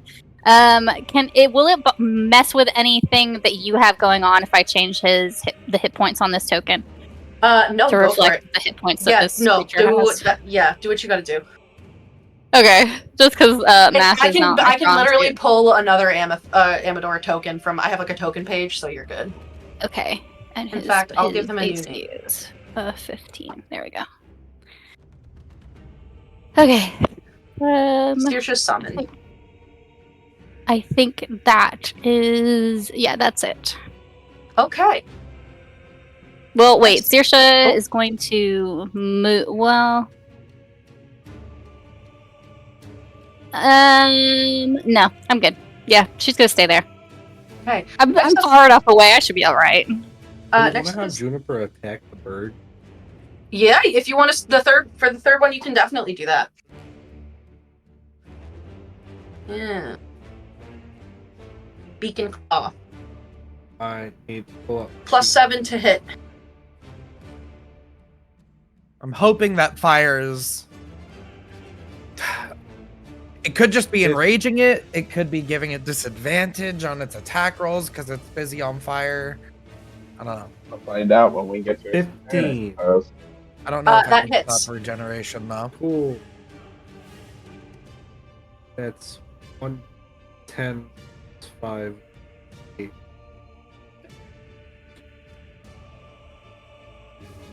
15.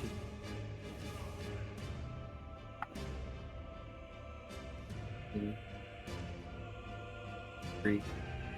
28 points of damage. Yeah.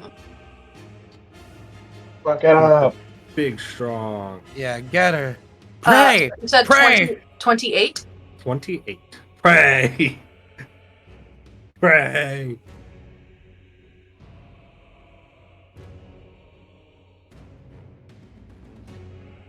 Do you think that we say it's our final act when we take care of the bird, or do we rough up the witches a bit and then do it later?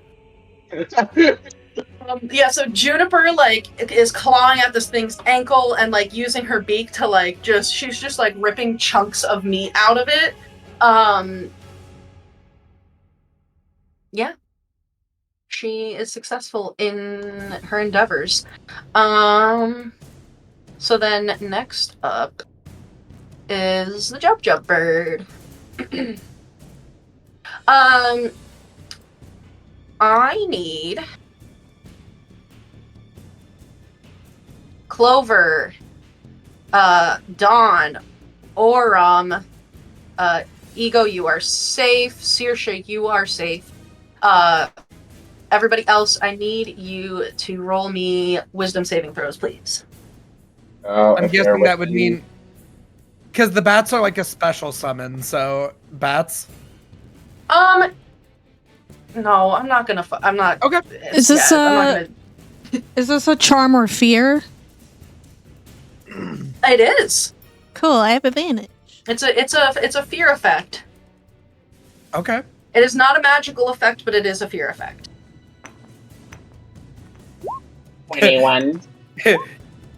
Oh, there it is. There's the return. Yeah. And then I need one from Aurum as well. Clover, if Clover's gonna use any sort of a thing right now, like a chat reward, now's the time to do it, as I am waiting on Aurum's roll. I was muted that whole time. I got a 15. Okay. Is that with or without my +4? Because you're within 10 feet of me. You have, yeah, you have your Aura +4. So that's 19. Okay. Well, that saves, and Dawn also saves. Clover. Now's the time. Are you using one or not? I'm looking at the chat rewards right now to see what I could use. God. Highest is an 8. Yeah. Take a reroll. Should I just do a reroll? Do you think it's worth it? You have 5 rerolls. 5. Okay. Yeah, you might as well use it. I still have my inspiration, which is just a normal one, so. I'll be nice. I've been using D&D Beyond the whole time. I should just stick with it. Yeah, why not? Yeah. Okay.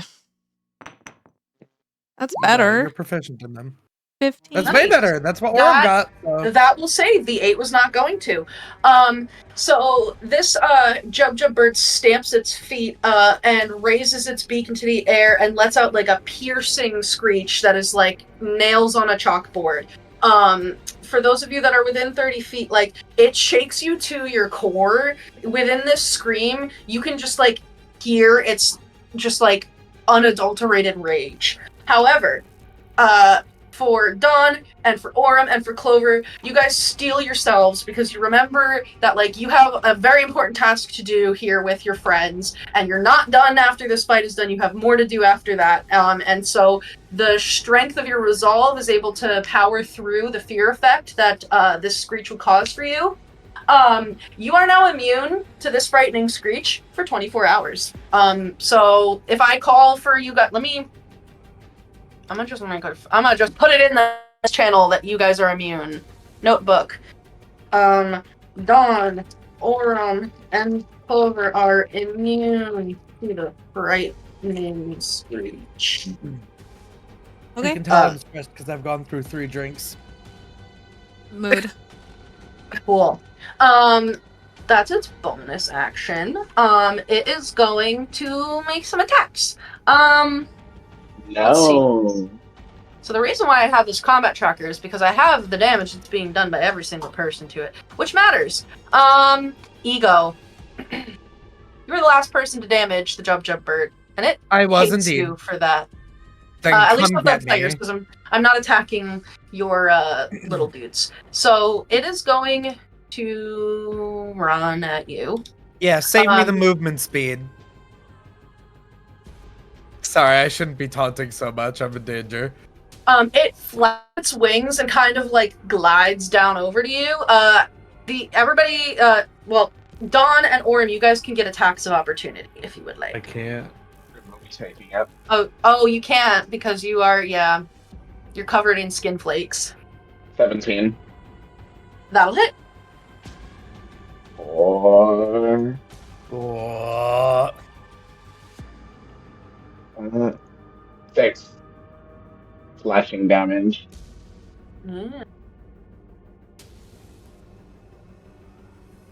Yeah, so you can carve into this thing as it's flying away, but it is like single-mindedly focused on ego for setting it on fire. And it is going to make 1 talon attack and 1 beak attack at you. Okay. However, because fire damage was done to this creature before its turn, it has disadvantage against you. All right. Nice. Which is good because the first roll was a natural 18. That is an 8, which is going to miss you. For the second attack. Still really good. Well, actually, because you have your thing up, this might not hit. Does an 18 hit? It does not, thanks to Blade singing. So, is that the beak? Yeah, so at first it takes this, like, giant talon that, like, each little, like, toe on it is from, like, a different creature, and it lifts this thing up and, like, slams it into the ground, and you dart out of the way, and it looks like it was, like, gonna try to grab you because it pulls away, like, a little handful of stone, and then it takes this, like, giant, almost, like, axe-like beak that it has, and then goes to slam it down into you to peck you, but it doesn't hit you. Yeah, it's like a ribbon dancer or a ballet dancer. It comes down with the beak, and I jump to the side with a little spin. And also, just because I still got a little bit more fire on the end of my wand, it makes like a little bit of a fire whip, like I'm a lion tamer, and I just snap at it. Yeah, and I get it to be like, piss off. It like screeches right in your face, which is terrifying, but you have already steeled yourself against it. That's My mom's scarier than you. that's the Jump Bird's turn. Next is gonna be Scabatha. And Scabatha is going to. There's so many spells going on right now. I know. Oh, that's not how you spell that. Why are we attacking a whole hag coven at level 6? But you know I know what? we're so. Just as a point of note, we're almost at the end. There's literally Bavlorna's turn after this, and then we're back at the top. We're gonna cut there because I know we are like at time for people. I just want to let you know that I know that we are at time, and I haven't forgotten you.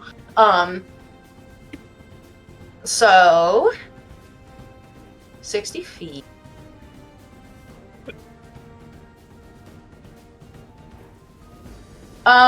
Yeah. Actually, you know what, Clover? You really pissed them off. That was like their big gamble. So Scabatha is going to look up at you. And she like holds up like a little caterpillar cocoon and crushes it in her hand and just says to you, "You're such a small, insignificant thing. Let's make your outside reflect what's on your worthless inside. And I need you to make for me a wisdom saving throw." It is a spell, if that matters. It is a spell. If you have any kind of like resistances to magic stuff, it is a spell. I'm debating if I counterspell. Do it. They are mean girls, Iris. They really are. I have one counterspell left. Should I use it? Or should I wait? Are you confident in this save? It's a wisdom save. If it's not charm or fear, it's just a straight roll +3. It is not a charm or fear. I'm thinking you can say, I think you only have one spell slot. You have a lot of chat dice, is my reasoning. True. Okay. I mean, you can always roll it out, see what it is, and decide if you want to use a chat reward. That's true. You just won't be able to counterspell if you choose if I choose to do this. I mean, I think this is a polymorph, which isn't the end of the world if you get polymorph. Right. And I am flying, so depending what she turns me into, I could immediately pop back out. Yeah, you might just fall, take a little damage. Fall and take damage and pop out. So yeah, I will attempt to wisdom save. I'm gonna hold on to the counter spell. I only have one left. Yeah, do it. Counter spell we need to use for those like fingers of death. And stuff. Yeah. Okay. See. Well, there it is. There it is. So I'm gonna have to re-roll. I'm gonna have to re-roll. I'm gonna have to use a re-roll. Okay. If you want to use the reroll, you can use one. Yeah, you have. I mean, you still have 4 left. Are we okay with that? You're stockpiling them for a reason. We held on to these for a whole adventure. We did. We did. Time. Okay, I'm gonna try again. This D&D Beyond could be telling me like, no, you're done with your nat 20s. It's time to what if it nat 1 nat ones again? Honestly, I'm feeling it in my gut. It feels like another nat 1, but I'm gonna let the dice do things. Roll with confidence. You are Kristy Mysticwater. Oh, it's not a nat 1.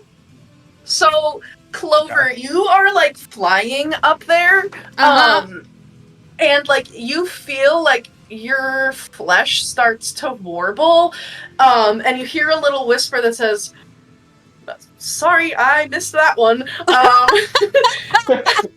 bad. Oh no. And I'm assuming you're about 10 feet up because that's where that's the height that the hags are at. Yeah, about that. So you turn into a little cat. Now here's the thing about cats. They land on their feet. And it's only 10 feet. You're not taking fall. I'm not gonna have you take falling damage from that. That's fair. It's a cat. No, that's valid.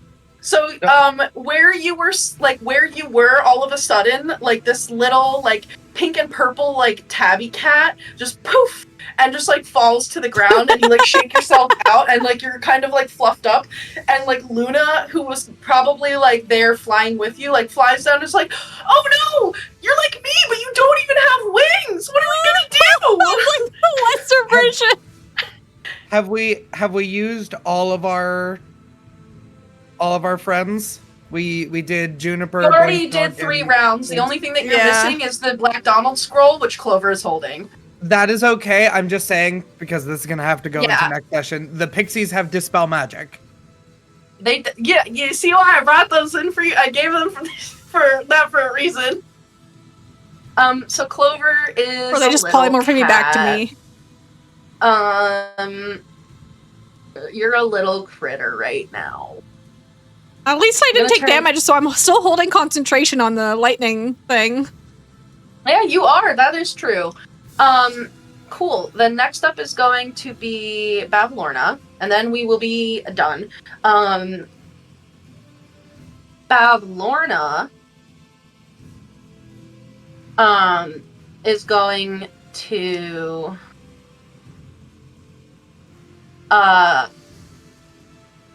point her finger at you, Dawn. Ow. I need. Oh, it's not a save. She just gets to roll. She just gets to roll. 25 to hit. Oh, What? man. I got a natural 18. That's hit. I got it. Okay. Cool. 6s. I can't sell rebarbs, I'm too far. That's I didn't fine. mean it when I said hit everybody else. I didn't mean it. I take it back. You take 16 points of necrotic damage as this, like, it's like this sluggish, like, slimy ray that she shoots out at you, and you just, like, feel your whole body, like, wither a little bit as it makes contact, like, probably with, like, your neck or your jaw, since that's the only part of you that's, like, vaguely visible and accessible right now. Ow. Not a good feeling. And with that, we come back up to the top, and we are going to pause the combat here because it is past bedtime for everybody, aka pumpkin time. So, as always, thank you, my players, for joining me on. I love having you here. It's always a super good time. Thank you to those of you that are watching either now or in the future. We appreciate your patronage. Please check out Cardboard Castle Games and Little Dragon Corp. Excuse me. Join our Discord. Subscribe to our YouTube. And anything else? No game tomorrow night. No Vandelver and Below. We're taking the night off It is- for Valentine's. Hey, technically we're 6 minutes into Valentine's Day today, so happy Valentine's Day, guys. Happy I love you. Day. We love ya. Anyone have anything else? Oh, If you want to help replenish some of our chat reward dice to help us win this boss battle, we'd appreciate it next week. Yeah. that, you know. Can I shill? Am I allowed to shill? Sure. Yeah, shill all you want. But yeah. So, gosh. The next time you're trying to look at, like, the giant pretty spinning lightning contraption, and it electrocutes you borderline to death, don't forget to add your proficiency bonus, and we will see you back here next week for potentially the conclusion of the epic battle against the Hourglass Coven and their Jub bird. Oh boy. Love you, bye! Love you, bye.